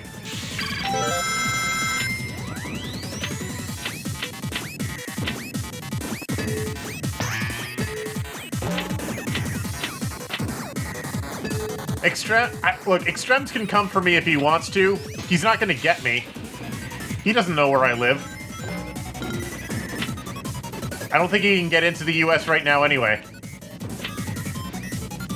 Also, I gotta say, it was really funny what they said about Extrems in the latest Dolphin progress report. It's like, they have the Dolphin dev team have the same opinion on Extrems as we do, clearly. Where if you see him typing, you know you fucked up.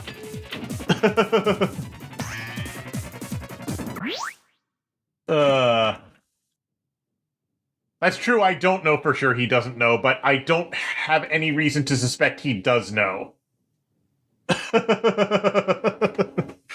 But yeah. The Dolphin dev team, Extrems isn't an enemy. We are very frequently on the same page about things. It's just that whenever I am wrong, he will tell me immediately. About anything whatsoever. even if I'm like 90% right, but I'm like very slightly wrong about a one minor detail, or even just like I was right, but I phrased it wrong, Extrems will be summoned out of the fucking ether and correct any misinformation I may have accidentally spread. Here we go. Got it. Okay. Here we go. If you read the latest Dolphin progress report, they talk about similar experiences, especially when they got the audio wrong on the Game Boy, on the Dolphins integrated Game Boy emulator thingy. They were just like, actually, you got this completely wrong? And they're like, oh no. Oh no. Anyway, Talons. Gameplay, depending on the stage, I think I prefer either Team Sonic or Team Dark in terms of level layouts, depending on the stage. But in terms of gameplay,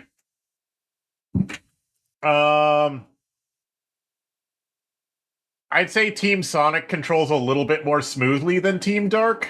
Just a little bit. Knuckles is a little smoother to control than Gamma is, and Knuckles is a little bit smoother to control than Gamma is, but Shadow and Rouge control identically to Sonic and Tails, so for gameplay, I'd have to say Team Sonic is a little bit of a smoother experience. But the level design, it's about the same. It depends on the specific stage. Sometimes I prefer Sonic's level design, sometimes I prefer Dark's level design. It's not the controls. Some of Omega's attacks are different from Knuckles's in such a way that they're a little bit more, something. And then, the other thing, as for character attitudes, however, Team Dark has the only story in this game that can be taken seriously.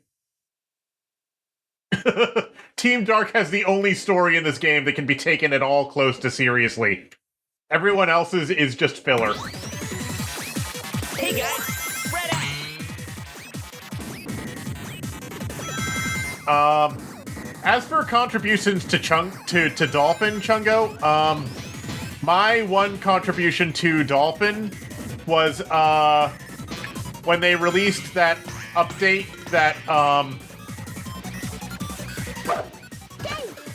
when they released that update to Dolphin that made it so that every game would check for mip-map stuff to see if the game was doing anything funny with mip-maps to try and do like crossfading between textures based on distance, which is really cool that they finally handled that properly.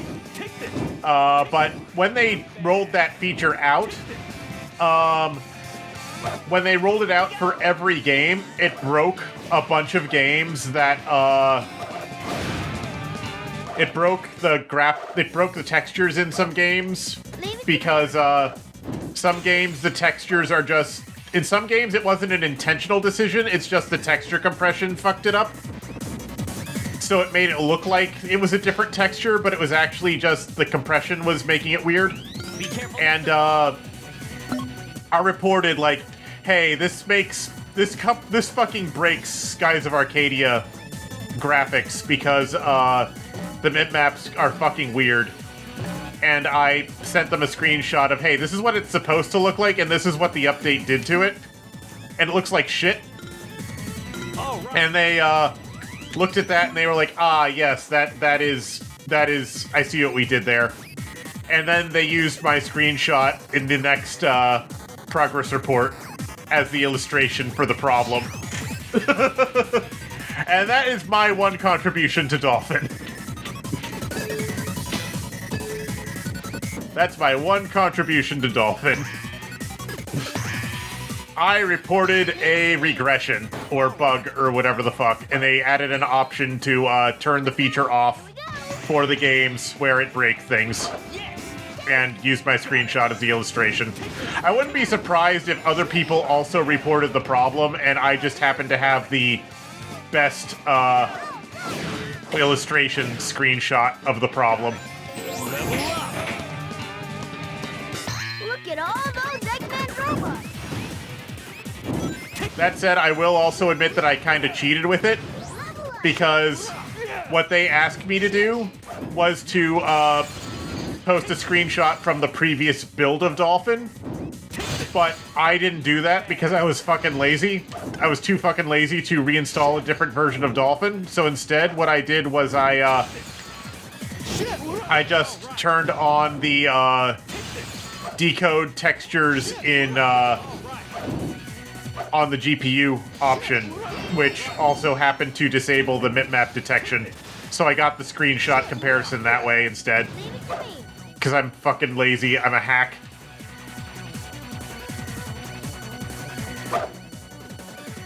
Let's go. There are things that software mode does not... What the fuck was that? Let's go. Was that a down warp? Let's go. There are things that software mode also fucks up in Dolphin, because software mode also isn't always perfect. Here we go! YOLO, let's go.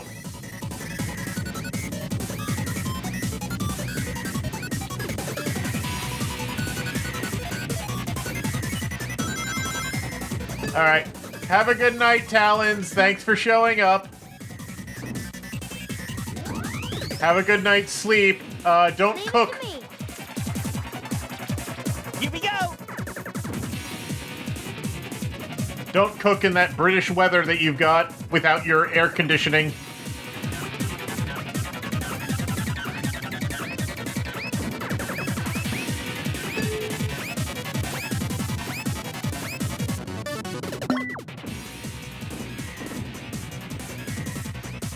Okay, this is the most... This right here, this is the worst section in the entire fucking game.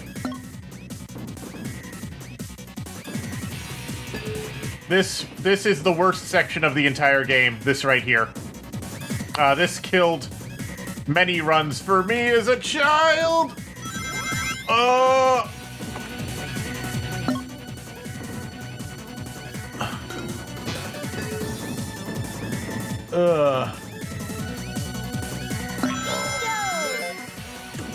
Yes! Bingo!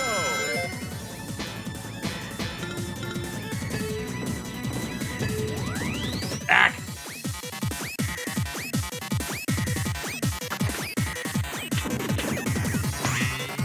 Oof. Not what I intended to do, but you know what? It works. Did I just clip through that block? I did.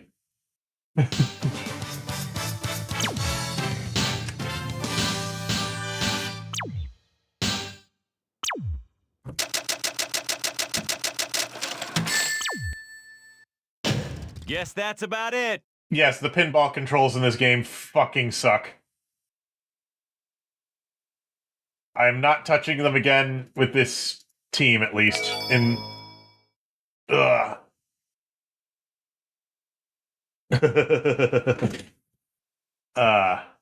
Actually, Team Dark's version of that stage isn't any worse than Team Sonic's, from what I remember.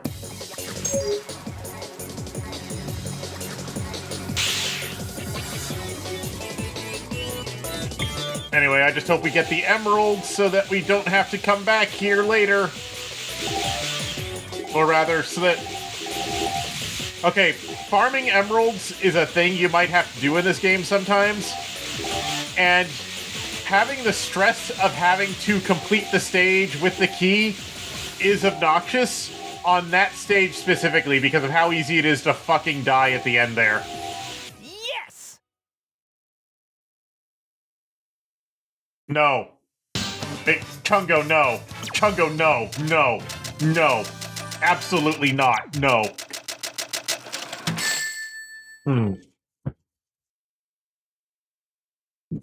Ugh.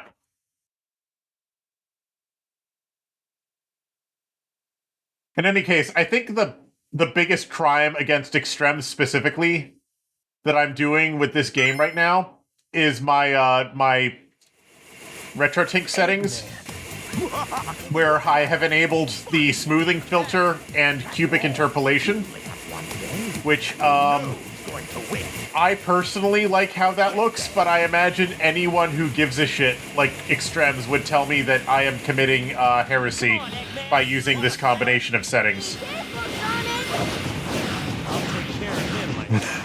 Leave it to me. Because I'm using cubic and yeah, I'm using the soft cubic and the yeah, I'm using the soft cubic and I'm using the Leave it to me. and XBR2. Leave it to me. Too cool. Let's go. Oh, shit. Got it. Shit. Shit. Shit. Shit. Leave it to me. Got it.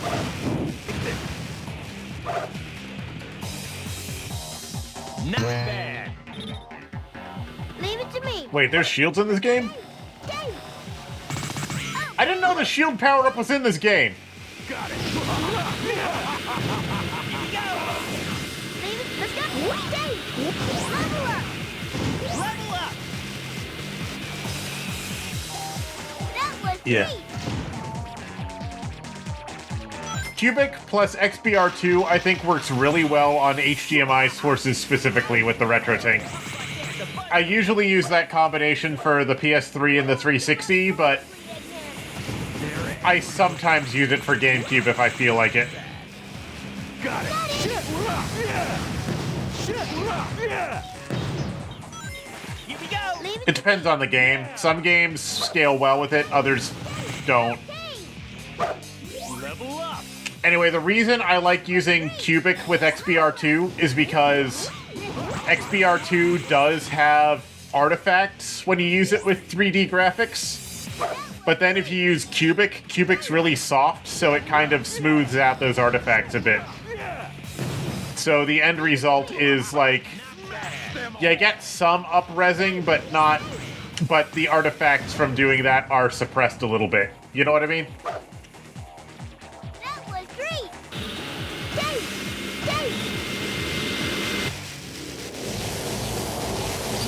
Blast away. What's the matter? Got nothing left? I've tried using Lanxos with XBR2, and it kind of, in my opinion, that ends up making the artifacts look worse rather than suppressing them, which is why I don't do that. Boys, those were the easy ones. All right. Lanxos emphasizes the artifacts rather than suppressing them.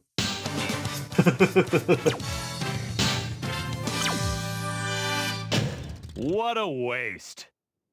Anyway, I might have said this before, but, well, okay, when I say cubic, I'm talking about the RetroTink's cubic, which is B equals 1, C equals 0. The RetroTink's Lanxos filters, I've probably said this before, they are very weird. I find it funny how similar Lanxos looks to cubic with B equals 0, C equals 0.5. Give it all you got. I find it weird how similar those look. When driving, use the B button to accelerate. And Yes, Rail Canyon, one of the two levels that was featured in the demo and in the, one of the two levels that was featured in both the demo and the trailer.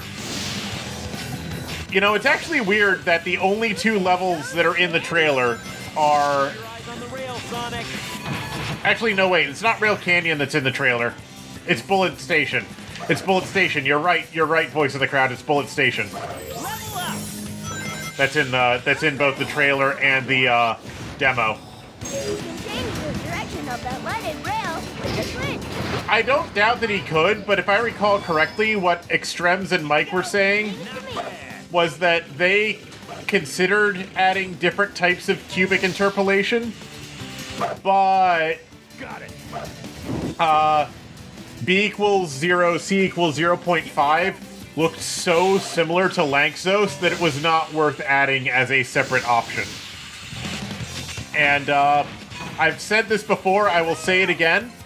The only other versions of Cubic that are useful are like B equals 0, C equals 0, which is basically smooth step.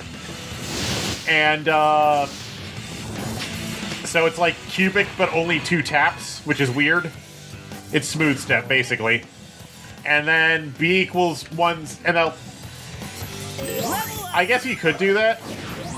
But, like, then there's, like, I guess if you really wanted to, you could do B equals 1, C equals 1, but why would you do that? There is no reason to do that. Do not set B, do not use that. Do not do that. So, like, what would be the point of adding these other options?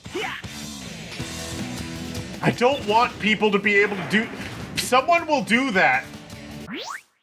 Chungo, no. Someone will do that, and then they will complain, or even worse, someone will do that, and then they will like it. B equals 0, C equals 0 is actually valid. It's smooth step, so it actually looks kind of good.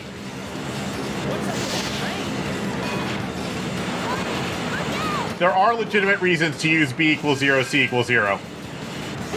That version of Cubic is fine. Let's leave it to But yeah, voice in the crowd. If you weren't here at the start of the stream, I showed before stream started. Well, at the start of stream, I did show off the trailer, the 2003 trailer of this game, which was hype as hell when I saw it in 2003. And also, I'm sure many people played the demo that came with the Mario Kart. The demo that came with Mario Kart Double Dash, which had these 2 levels on it, which had the first stage and bullet station in it. Anyway, what I think that means is that most likely the first stage, which I keep forgetting the name of, That's an armored train. is it Whale Island? I think it's Whale Island.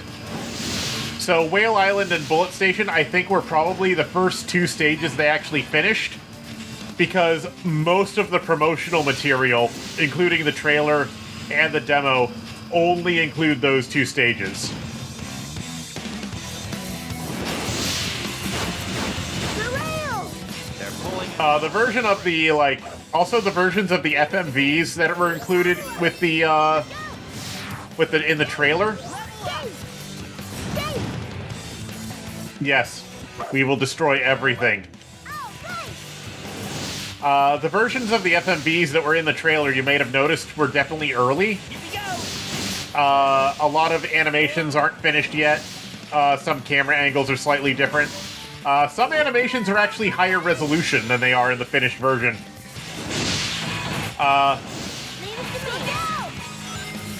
So, Sonic Heroes' opening animation Let's go. specifically has some really weird problems with it. Let's go. It just does not feel finished. I was talking earlier about how it feels like there's, like, random lines missing from the image in one of the animation cuts.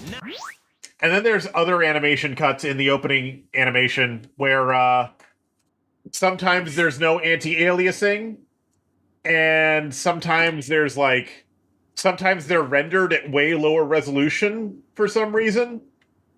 Like, some of the animation cuts are, like, half resolution for no reason. And there's one animation cut where, like, the bottom of the image is cut off, so there's just a black line across the bottom of the image. And it's just like, I feel like the opening was just put together in a hurry, or was, like, finalized in a hurry, because there's so many weird editing problems with it. None of the other FMVs in the game have those problems. It's just the opening. Bad. We can go up if we use the current from that fan. Knuckles, let's get ready to use the truck. Now that said, the FMVs in this game were not produced by Sega. they were outsourced to a company. I forget the name of the company that they were outsourced to, but it was the same company that developed the Sonic Extreme skateboarding game. You remember that skateboarding game that got canceled, Sonic Extreme?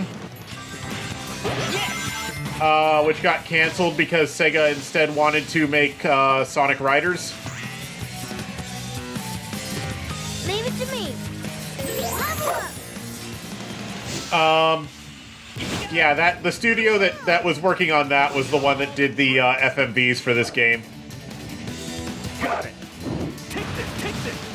That said, there is a reason Sonic Extreme was canceled, and that's because it fucking sucks. It fucking sucks. And do you know how I know it sucks? Do you know how I know Sonic Extreme sucked? You know how I know Sonic Extreme was canceled for being fucking terrible? It's because the game actually came out. It's just that it did not come out as a Sonic game. The legendary canceled skateboarding game Sonic Extreme actually did come out. However, instead of being released as a Sonic game, it was instead released under the title of Tech Deck Bare Knuckle Grind. And it was released as a Tech Deck licensed game that was sold as shovelware, and it is a dog shit game. It is fucking dog shit. Don't play it. Unless you, specifically want to torture yourself. And the funny thing about it is that, hold on, I'm gonna look up the name of this studio.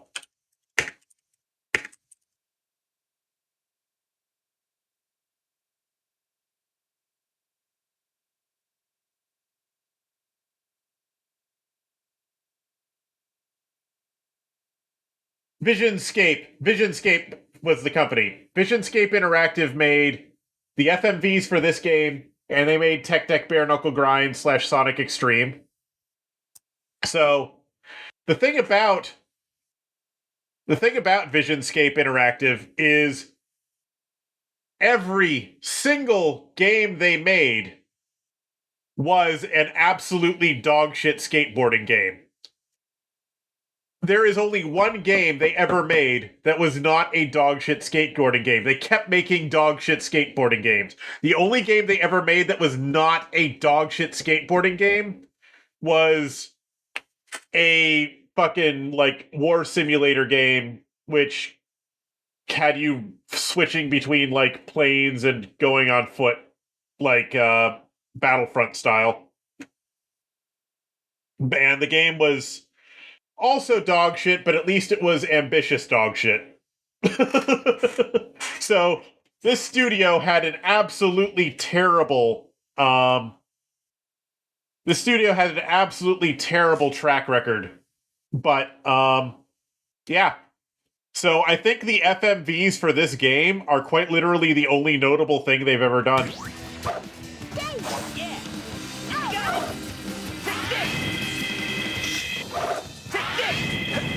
Oh yeah, we'll be getting to that in a couple years.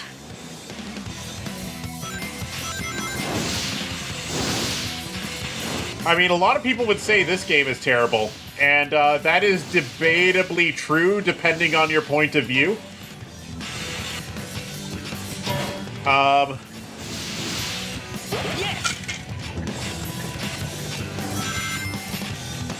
But at least at this point in the timeline, Sega still had ambition to try to make good games.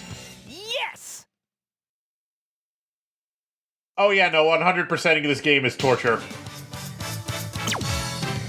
100%ing Team Sonic and Team Rose is actually pretty easy. That's not bad. 100%ing Team Dark and Team Chaotix is a pain in the ass, and I never want to do it.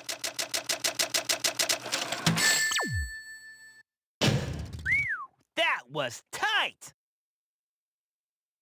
The low resolution of the letter A is really jarring to me.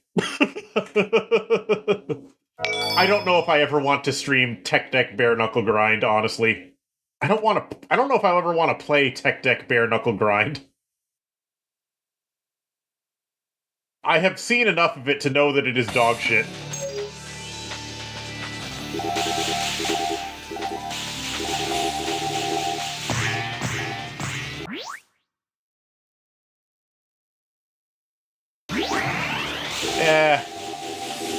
Yeah, Team Dark's missions are dog shit. Well, some of them are fine, but some of them are like you have to loop through the level like 3 times in order to get enough kills. Because Team Dark missions are Team Dark's secondary missions for each level have to kill enough enemies to progress, and the level just loops over and over again until you do. And some levels, you have to loop through them like 3 times in order to get enough kills, and it's just a pain in the ass. Team Sonic and Team Rose, their secondary missions are pretty easy. And then Team Chaotix, their secondary missions are usually just harder versions of the regular missions. But that's... Considering that in some cases, even the regular mission is too much, the secondary mission is just like,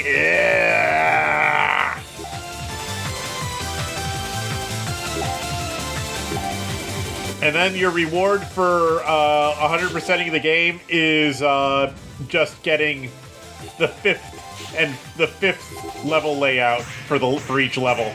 That's it. You just get the hard mode level layouts. It's not terrible. It's not a bad reward. Hard mode is not a bad reward, especially since there's not like any like whatever. It's fine, but it's not worth it for the amount of effort you have to put in. It's not worth it for the amount of effort you have to put in to unlock it. But at least there's something. At least there is something. Yes, super hard mode is way easier to play than it is to unlock. I agree with that. The hard mode layouts. The hard mode layouts from super hard mode are actually pretty fun, in my opinion.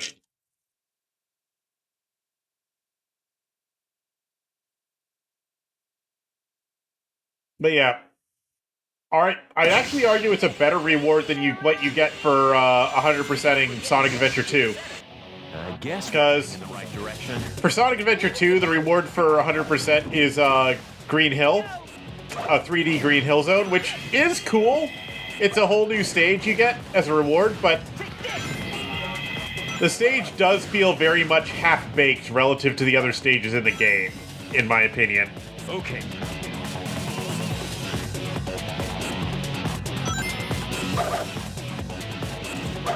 And then Sonic Adventure 1 just doesn't give you anything. I'm talking about the original release, by the way, not the GameCube releases.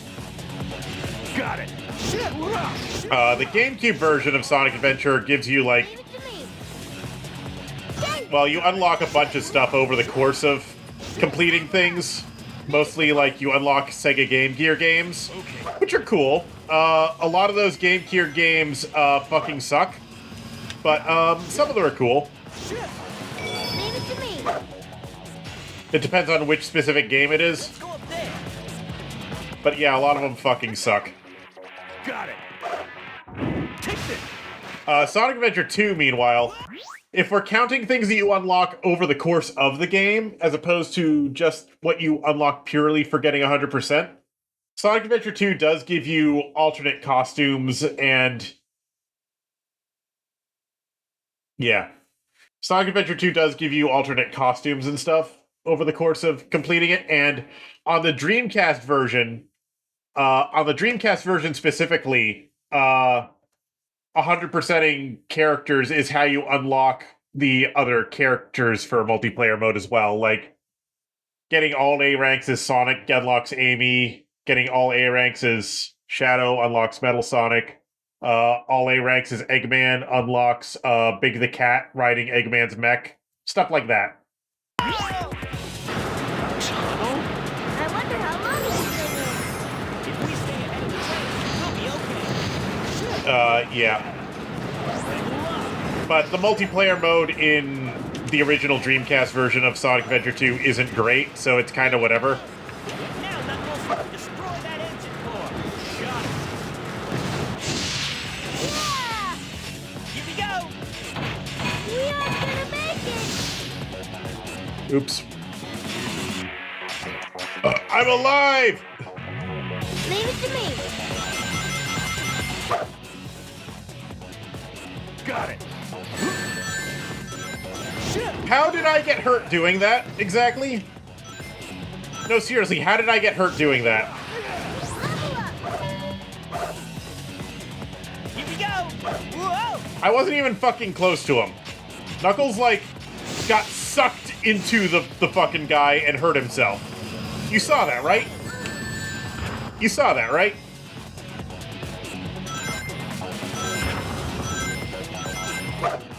Let's go!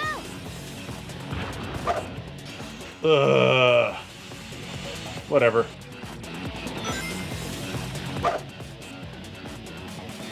Let's go! Here we go. I know I'm not playing this stage optimally. I don't give a shit. Yeah. Yeah. I will say though, the music in this stage is a banger. Here we go.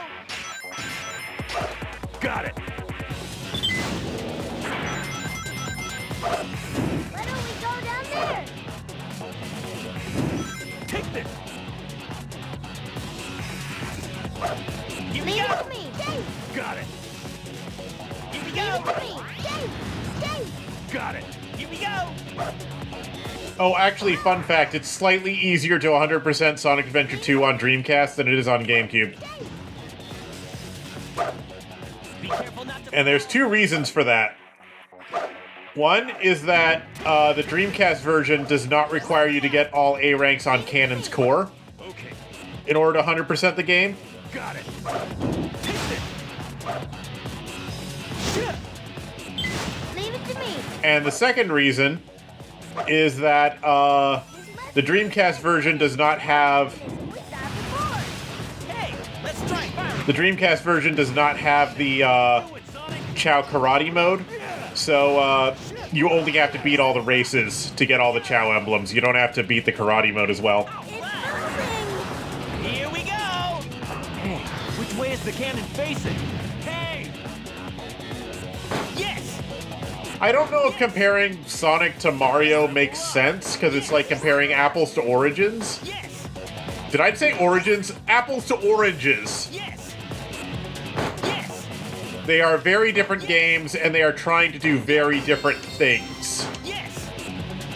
Like, yes, they're both mascots, and they're both platformers, but that's pretty much all they have in common. I think my. That time... Yeah, you're right, Cosmic Qual is easier on Dreamcast as well. But, the only Sonic game I can think of that tried to be anything like Mario... Let's go up there. The only Sonic game I can think of that tried to be anything like Mario was, Sonic Lost World. That game very much wanted to be a Mario game. Leave it to me. And it is... What am I doing? Ah!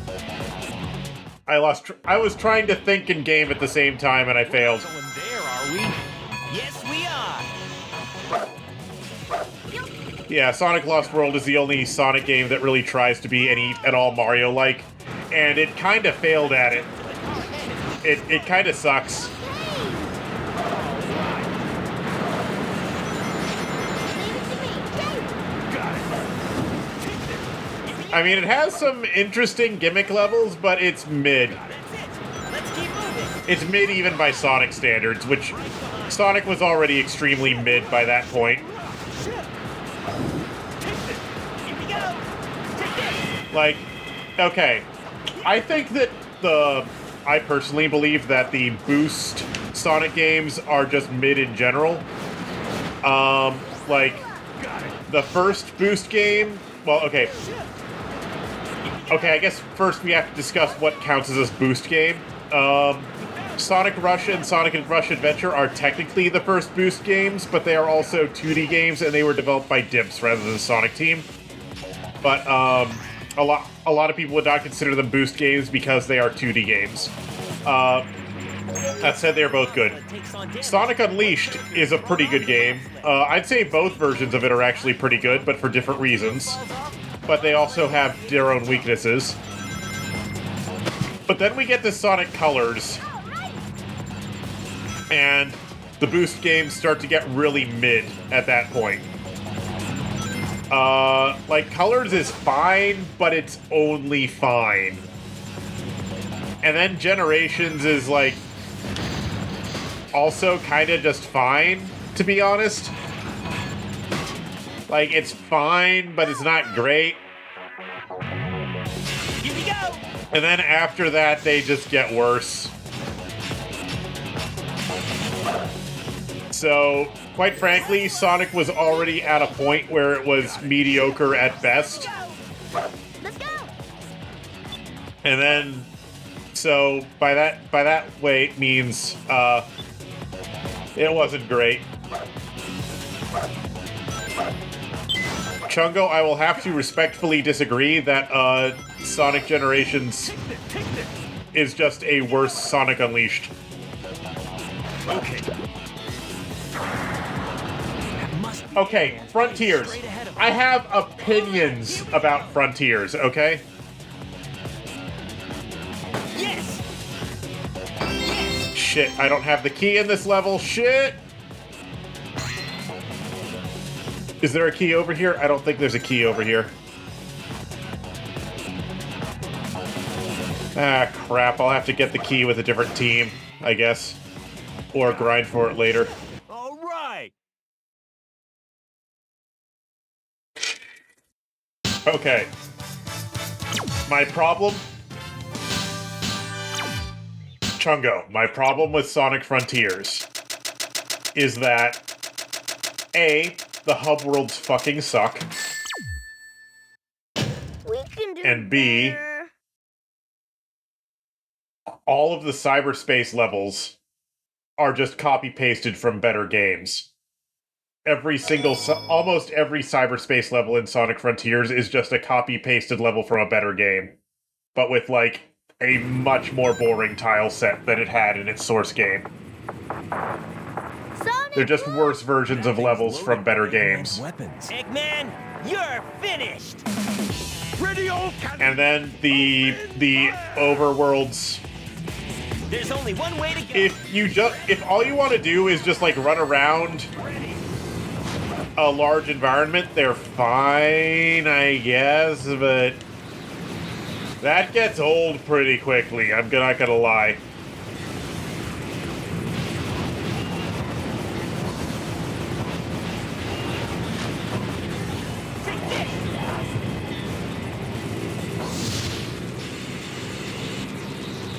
That gets old pretty quickly.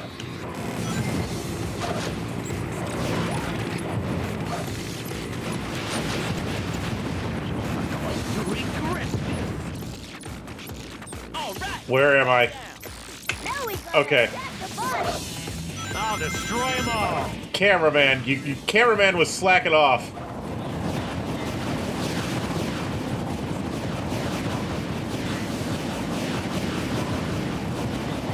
So the thing about this boss specifically, this boss in this game has some weird collision. Getting away. I never gives up! Your character... So the thing about this boss has some very strange collision and some very strange lock-on targets. For the first two phases of the fight, all homing attacks... For the first two phases of this fight, all homing attacks will attempt to lock onto parts of this boss that cannot be damaged. So you have to very specifically push your attacks such that they will hit other areas of the body that are actually vulnerable, but which attacks do not lock onto. And that is what's annoying about this boss fight specifically. So like during the first phase, homing attack tried to lock onto the gun at the front of the ship, which could not be damaged. And then during the second phase, homing attack tried to lock onto the propeller at the front of the ship, which also could not be damaged. Now, we're at phase 3, which is easier to work with, let's just say. If we can fucking get to it.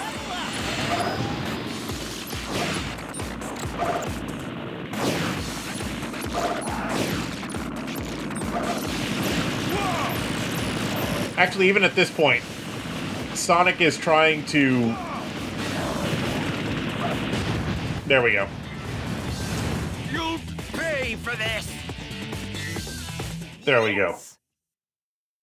What do you mean hot frame rate? Chungo, are you okay? Did the video drop for a second? Eggman, you know you can't win. Ugh.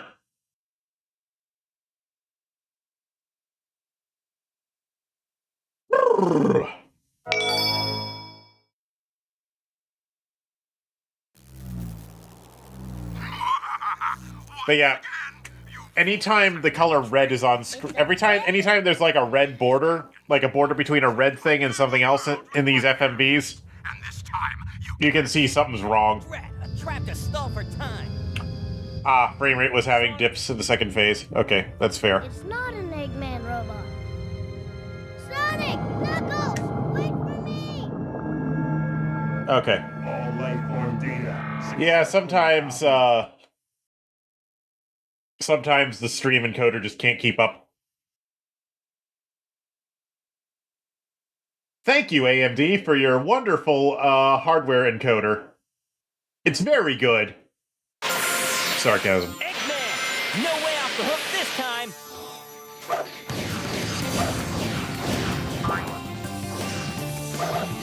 It's an Ikoma. He's back. Yahoo! How you doing, Ikoma? Leave it to me. I hear there are frogs here in the jungle that can summon rain. Anyway, I'll have to remember on later playthroughs that I'll need to get the, whatchamacallit from that level. I'll need to get the special stage from that level, the Chaos Emerald. Thankfully, we'll have 3 more teams to go after this one. Whoa! I think I'm only gonna bother doing... I think I'm gonna do Team Sonic tonight, and then call it after that. I can do the other teams another day. Other days. I can make 4 streams out of this game. Highest point of its swing, okay?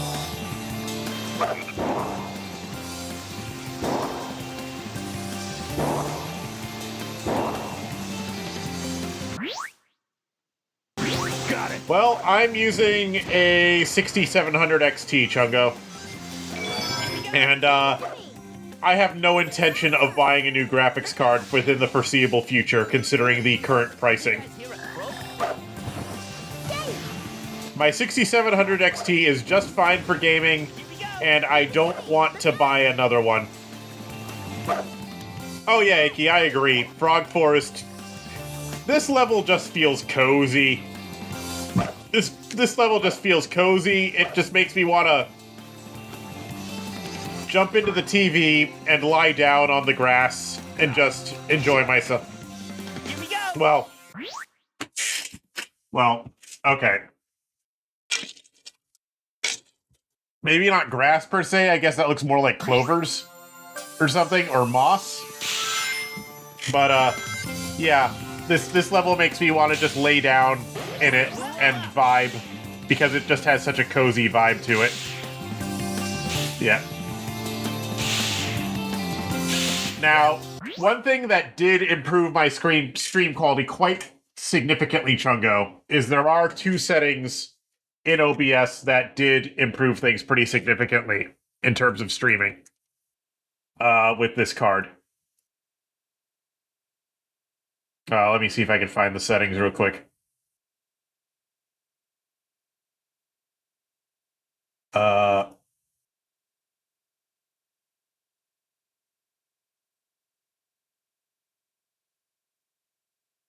So one,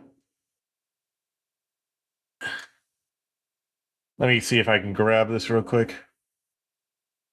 There are two settings specifically that improved my encodes very significantly when using this graphics card with OBS.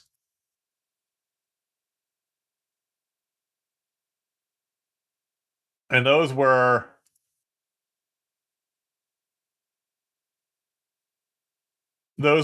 changing the rate control mode from CBR to HQ CBR. And the other one was enabling pre-analysis mode. Pre-analysis basically just has the video encoder discard stuff that isn't very visible before it even tries to encode the video. So that by itself improves quality pretty significantly. And then the HQ CBR setting just improves bitrate allocation. Tries to allocate it towards things that are more visually distinct. That's all. I believe these are both AMD exclusive settings, though. And they're just settings with AMD's encoder. Pre-analysis can be so-so with motion detail, but quite frankly, the alternative is there just not being enough bitrate to go around. When I was streaming without these two settings, if you look at my really early streams, the stream turns into a blocky mess a lot more often than it does now. Anyway.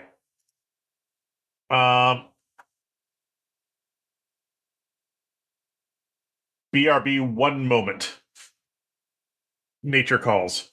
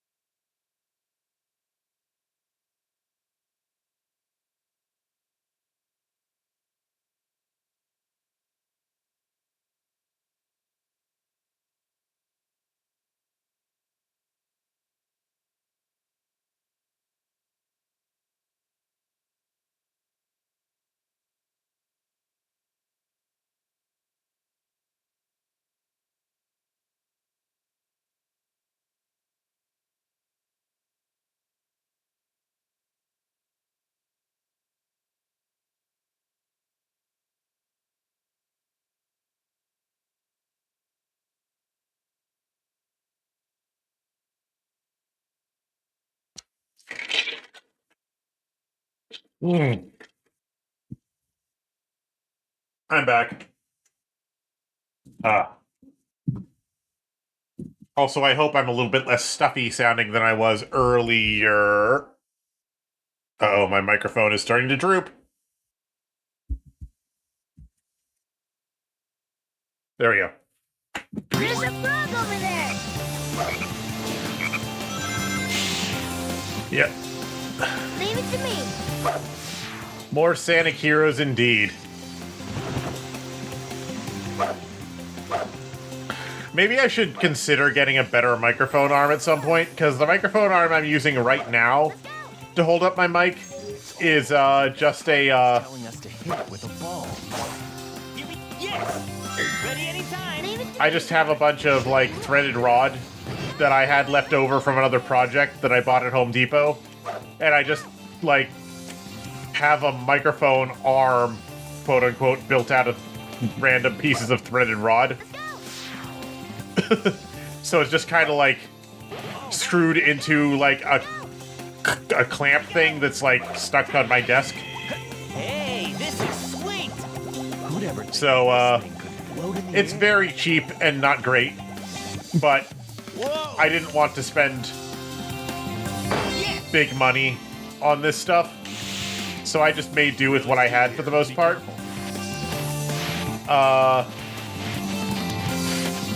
The only money I've spent on streaming so far,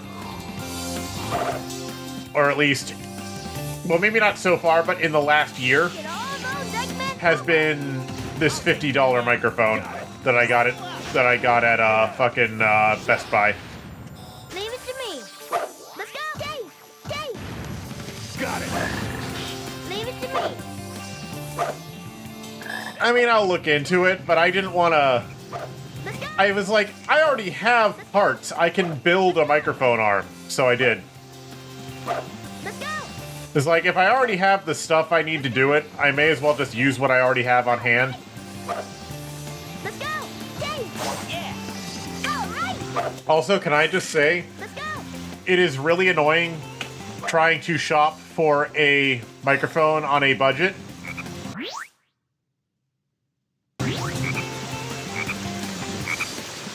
Can I just say, it is kind of obnoxious shopping for a microphone on a budget, because Let's go. if you search for recommendations for a Over again. good streaming microphone under $100, What a if you look for recommendations for a good streaming microphone under $100, but not this huge. what you are inevitably going to find is you are going to find threads where people ask for recommendations, and then the thread gets spammed with people saying that you need to spend at least $300 on an XLR interface before you even consider buying a microphone. Yes, we are. And it's like, bro, the whole reason I'm asking for a microphone under $100 is because I want to spend under $100. What the fuck? Whoa! Ouch! What the fuck? No! What the fuck? Leave it to me. Well, that was bullshit. That was fucking bullshit. Let's go.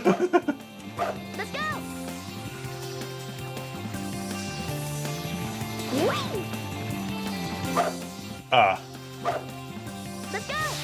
But yeah, All right. Got it. I picked this microphone after looking at a bunch of reviews for budget microphones, and it is a HyperX Yes! something or other. Watch out. I picked it because it was 24-bit USB and sounded similar to the Blue Yeti. Look at all While those also extra now, robots. it's cheaper than the Blue Yeti. They made it cheaper by the Blue Yeti by only including the cardioid mode, Leave it to me. Let's go. but it otherwise sounds similar to the Blue Yeti, and it has 24-bit support. So that's why I picked it. Level up. And then I have like Let's go. And then I have like a bunch of different filters I apply to it before then throwing the result into OBS. Let's go. Like, you know, a compressor and Dave. denoiser, compressor, tails, aim fucking straight, please. Dave. Dave. Yeah! All right. A denoiser, a compressor, also, low pass and high pass filters to get rid of the crap. Because, okay, for full band audio, yes, you do want 20 hertz to 20 kilohertz, but, Should we use it to fly again? human voice does not fill the entire 20 hertz to 20 kilohertz range. That's just the range that we can hear. Huge. Oh, that's not even a question. Low-end mics beat the pants. Modern low-end mics beat the absolute pants off of what was available back then. We're not going there, are we? Yes, we are!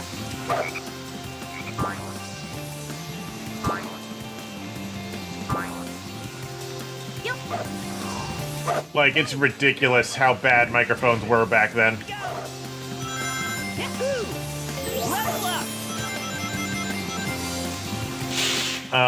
Level up! Right! But yeah, There's thing a is, dog over there. I've mentioned this before, I think, but every microphone in this room, every microphone I have tried, for some reason, all of them have this weird hump that they detect. In this room specifically, there is some sort of low-frequency humming noise centered on around like 10 to 25 hertz, more or less. And it's loud, too. Like, I can't hear it. It's not audible, but it's really, really, really loud and eats up a bunch of my voice's headroom. Eats up a bunch of audio headroom, so I have to set the gain to the microphone really low, and then I have to filter out those low frequencies before then amplifying it back up to reasonable volume. Because if I try to just get reasonable volume out of it, like normally, like if I just set the gain up to the point where it gets reasonable volume, the microphone actually starts to clip before my voice is loud enough to be a good volume. It's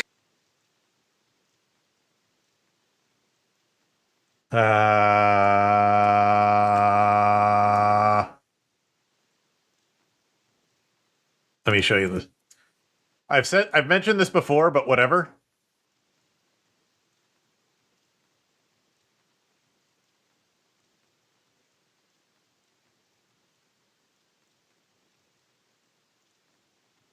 What do you mean stream hiccup? What happened? Anyway, I've mentioned this before, but whatever. I have no idea what this is. What this weird bump in the audio is.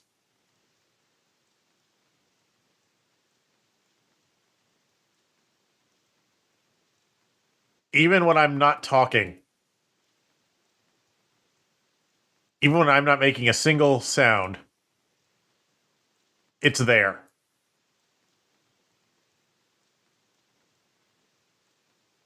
I have no idea what this is.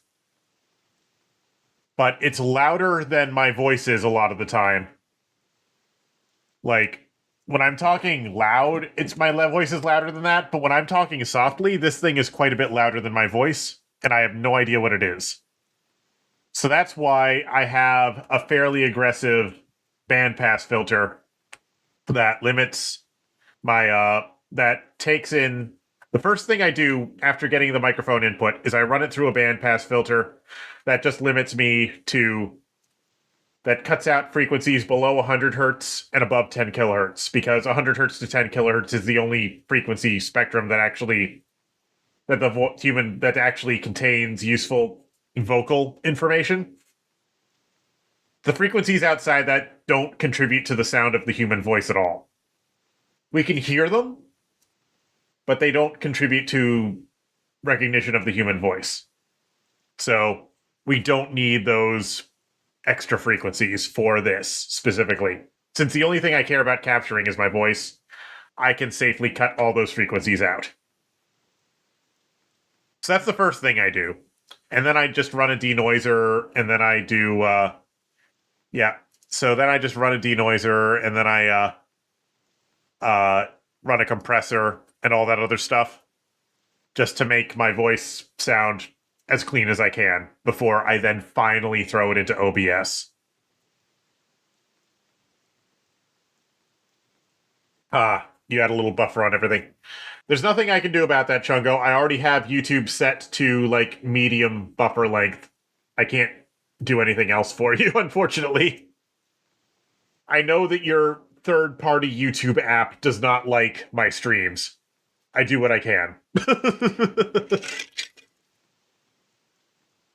But yeah, bandpass, denoiser, compressor, de-esser, limiters, all that stuff. And that's what gets my voice to the state that it is in, that I actually want. I do not I do not know how to use fox magic yet. I've only been a fox for a couple of months. Although actually,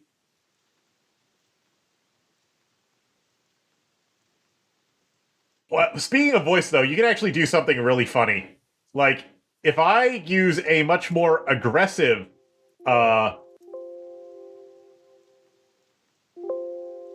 OBS, what are you doing?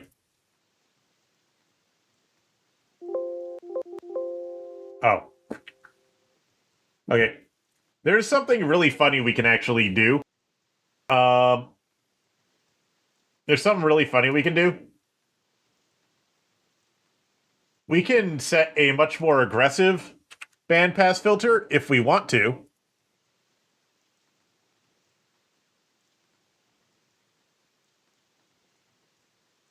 Like, say, what if we set a bandpass filter from 300 hertz to 3 kilohertz? We can totally do that. And it sounds like this when you do that. It makes it sound like an old-ass television or an old AM radio. It sounds funny, in my opinion. Good for a stylistic choice, I think. But I wouldn't keep this. But human voice is still perfectly legible with this aggressive 300 hertz to 3 kilohertz bandpass filter. Like, you do not need a lot of bandwidth to transmit a legible human voice. Anyway, I'm going to turn that filter off because I'm sure it's annoying. But yeah, you can just do that. Anyway. Back to Blonic Bleros.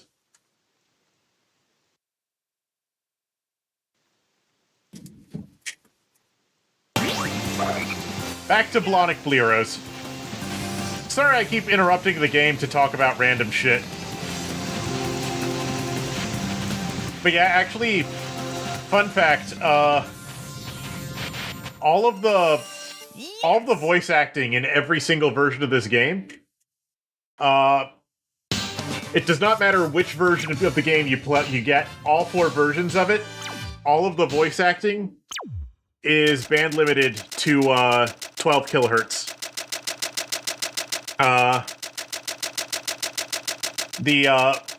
The voice samples are only stored at 24 kilohertz, regardless of which version of the game you have. Which 24 kilohertz has a Nyquist of 12 kilohertz, so the voice frequencies can't be higher than 12 kilohertz. So, but that's fine, because the human voice does not go higher than 10 kilohertz, so you're fine band limiting it to 12 kilohertz. Around here? There is no downside whatsoever to doing that. Take this! Leave it to me. There they are! Eggman broke. Oh shit, it's the first stage with these fuckers. Shit! Shit! Shit! Shit! Leave it to me. Level up! Level up. Let's go. Stay. So the base version of that enemy isn't too bad, but there's a stronger version of it that wears a helmet that's a real pain in the ass to fight. The black frog summons is known to kill plants. Look, there's a frog over there. Stay. Here's the stage where everyone is racist against black frogs. Stay. All right. Stay. Got it! Shit. Leave it to me. Let's go. Let's go. Level up. Oh, shit. Let's go. All right. Yeah. Well, what black frogs do in this game is they kill plants.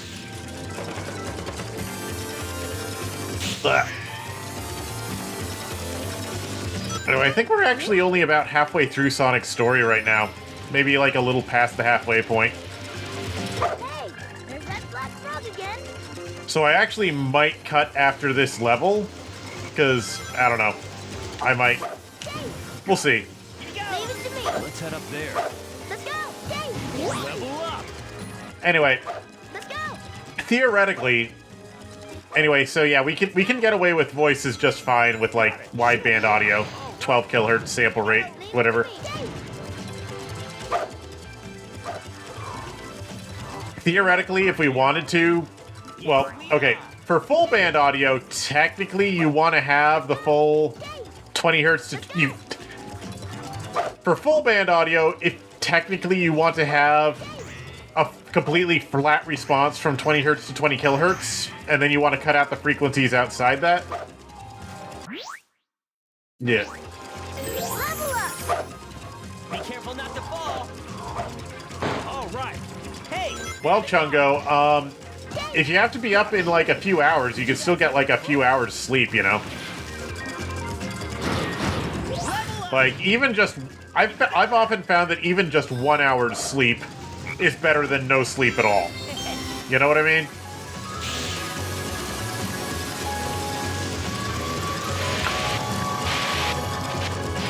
But yeah, I think I'll stop after this stage. Leave it. Let's go. Well, after the boss fight after this stage. That fruit can take out the enemies. Defeated by fruit, how weak they must be. That's a line from Team Dark that's... Oh, okay.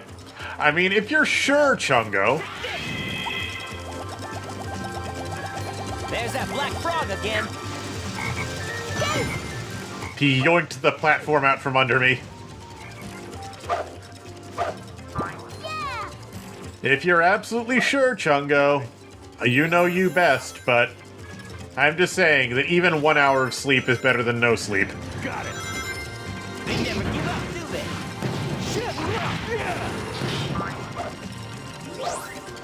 Level up. Okay. That was close. Yep. That was one heck of a battle. No problem. Piece of cake. But yeah, Leave it to for me. audio, for full band audio, theoretically you want a flat response from 20 hertz to 20 kilohertz, and then you want to cut out all frequencies outside that. But actually, something that's interesting.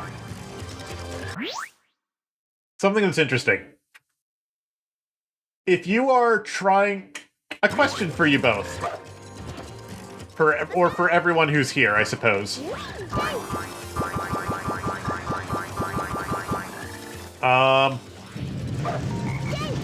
A question for everyone who's here.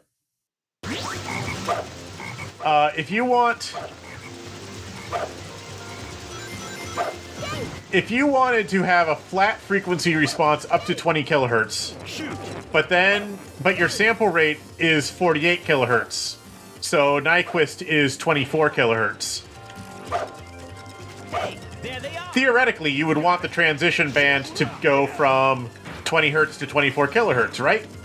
Because you don't want to store frequencies above 24 kilohertz because you'll get aliasing, right? Theoretically speaking. There's that flower again. Should we use it to fly again? Which, Yes. that's a very sharp, that would be a very, very sharp transition band going from 20 to 24 kilohertz. That is a Here we go. very difficult to build sharp transition band. But the thing is, there's something about how aliasing works in the audio domain that allows you to get away with a wider transition band. You see, the thing about aliasing and frequency response Let's go. is that aliasing, which in this case, when I say aliasing, I mean that the frequencies, if you try to sample at a frequency that is not high enough to capture all of the frequency information, what happens is you get aliasing, which is the higher frequencies interfere with your samples. This is basic signal stuff. Anyway, the thing about all the special stages, Chungo, those special stages build up extra lives like crazy. So, the thing about aliasing, in the audio domain specifically, technically it applies to every domain, but for audio specifically, it's the most,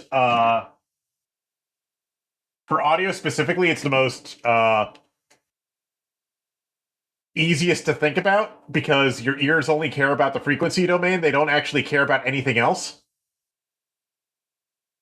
Your ears do not care about anything besides the frequency domain, so you can get away with being very sloppy with audio. The thing about aliasing is it actually folds the frequencies over. Let me show you. Sorry, I keep interrupting stream to talk about random bullshit.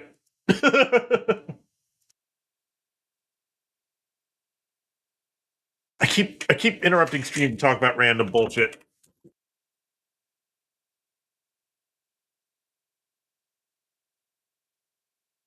Let's say you have your frequency domain bullshit, and then you have your Nyquist frequency. Let's say this is 24 kilohertz right here. And then let's say we have here 20 kilohertz. The thing about aliasing with audio is that if there is frequency information above Nyquist, then what happens is it doesn't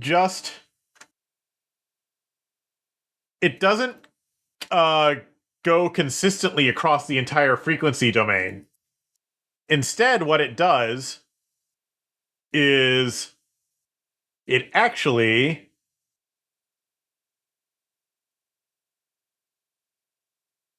reflects. So, as long as you don't actually have crap above 28 kilohertz, only frequencies higher than 28 kilohertz will reflect down into the audible range. So these frequencies from 24 to 28 kilohertz will reflect into the 20 to 24 kilohertz range. So, and that isn't audible. This range, this is not audible to human ears. So, your transition band can actually stretch from 20 kilohertz all the way to 28 kilohertz, even though you're only sampling at 48 kilohertz. So your Nyquist is 24 kilohertz. Because it reflects rather than getting spread out evenly throughout the entire frequency domain, you can get away with a much wider transition band. Because we only actually care about the frequencies below 20 kilohertz. If there's noise introduced into the 20 to 24 kilohertz band, we don't give a shit. Because we can't hear that band. So, yeah, you can make your filter a lot looser. If you are sampling, if your Nyquist frequency is above the highest frequency that humans can hear, you can get sloppy. If you are sampling at a lower frequency, like you're sampling at 32 kilohertz or 24 kilohertz, then none of this works. Your transition band still has to end at Nyquist. But if your sampling frequency is higher, if your Nyquist frequency is higher than the maximum frequency that humans can hear, you can get away with a pretty wide transition band. And that's not even getting into using higher frequencies, which most practical ADCs do. Because even just building a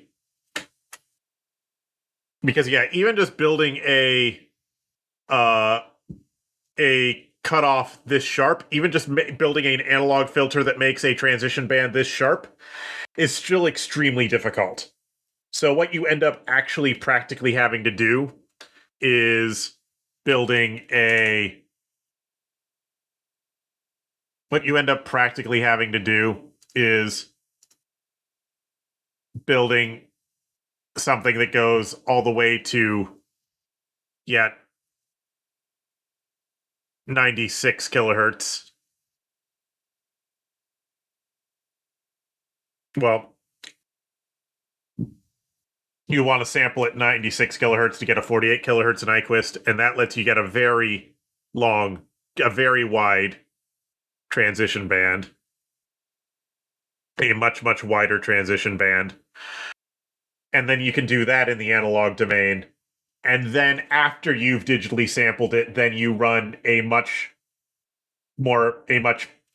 stronger filter digitally to get down to the 48 kilohertz sample rate without noticeable aliasing. So yeah, there's things that you have to do there. There's things you have to do there. And there's things you can do, and there's things you can get away with. But anyway, sorry if I'm boring the shit out of everybody with my technical ramblings. It will happen again.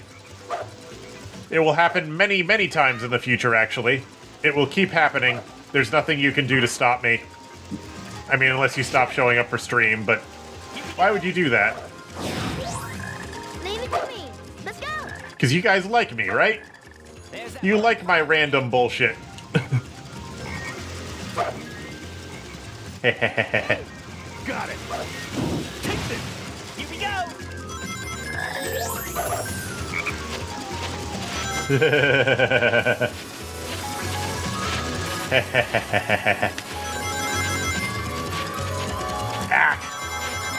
Ugh.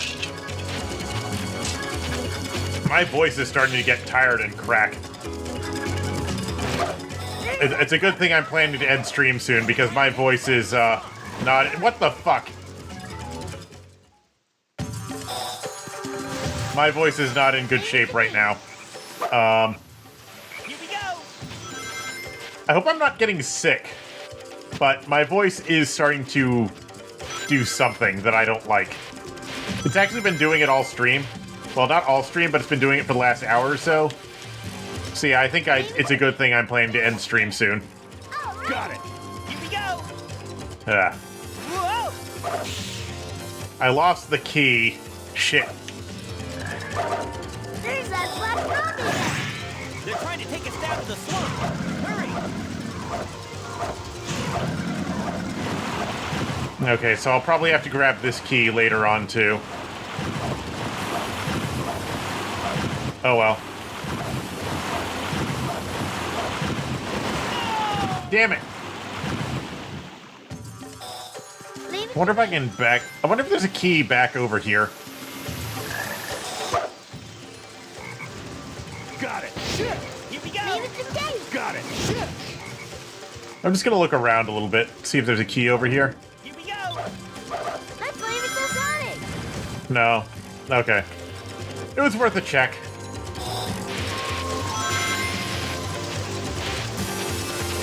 Yeah. But yeah, my voice is starting to get crusty. Nice. Leave it to me. Dave. Yeah. All right. Got it. Here we go. Blech. You've probably heard it crack a few times while I've been talking. Black frog again. They're trying to take us down to the swamp. Hurry. You know, I always used to die. Wow, I am still dying. I was gonna say I always used to die on this crocodile section when I was a kid. And I still am, as it turns out. Who'da thunk? Interior crocodile alligator. I drive a Chevrolet movie theater. There's that black frog again. They're trying Fuck. to take us down to the swamp. Hurry. I'm getting tired, I think.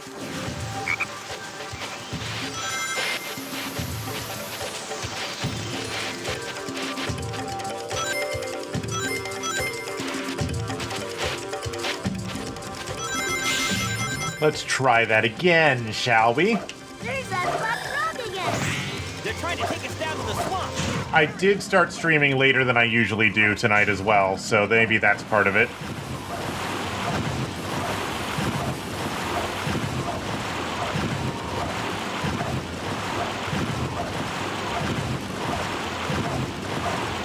Ah!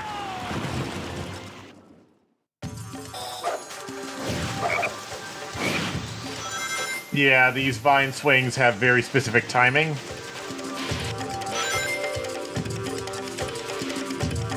Ow. No! Good thing I have so many extra lives, isn't it?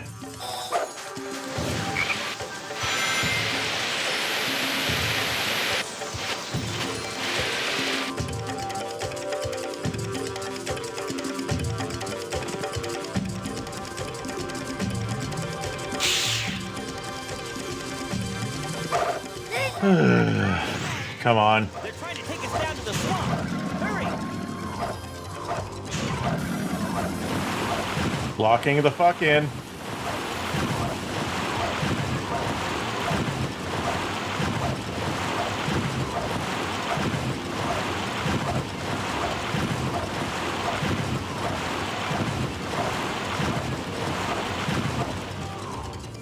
Okay, Phew, that was close.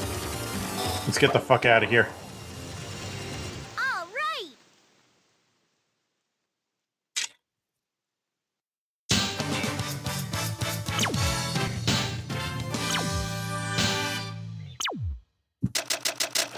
Score. Dog shit, because I kept dying. Shoot.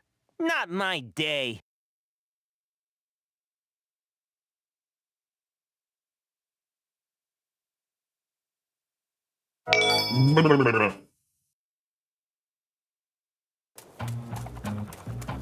Look, it's that hedgehog. Oh yeah, this is another one of those FMVs where the low resolution of the chroma channels is really apparent, especially on Omega and Knuckles. Talk about being And Shadow. stubborn and full of surprises.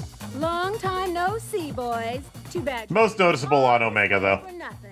We'll take it from here. because he's shiny. Say, Sensors locked on Eggman. But also on Knuckles' shoes. Will be destroyed. didn't you know? We have a date with Eggman, too. Is that so? Well then, it'll be a date to die for. Hey, that's my line.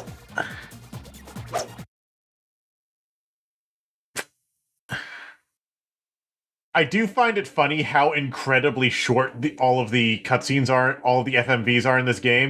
I'm assuming that's for file size reasons. My twin. Also, now we know Shadow has amnesia again. Negrinos you haven't seen in a while. Dave, Dave, I'll take one of these guys. And how do they know me? Annihilation. Dave, Dave, Dave, Dave, Dave, Dave, Dave, Dave, Dave, Dave.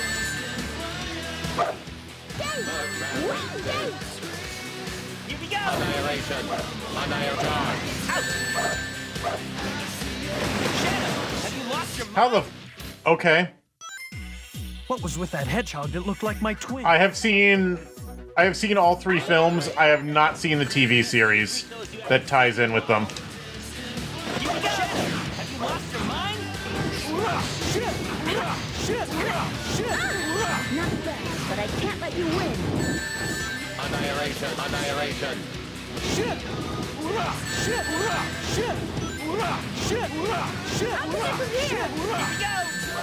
Got it. Ow. So these fights have a lot of RNG in them. My twin. That said, one thing that happens in these fights is that the AI is actually reading your controller inputs to inform its own actions, I'll take one of these guys. And how do they know? which is weird. It's based on very similar AI from Sonic Adventure and Sonic Adventure 2. I don't know if they're gonna do that in the fourth film or not. All right. Okay, somehow that won. I don't know. I don't know if they're gonna ship Shadow Amnesia or not again or not, to be honest. Only we had more time.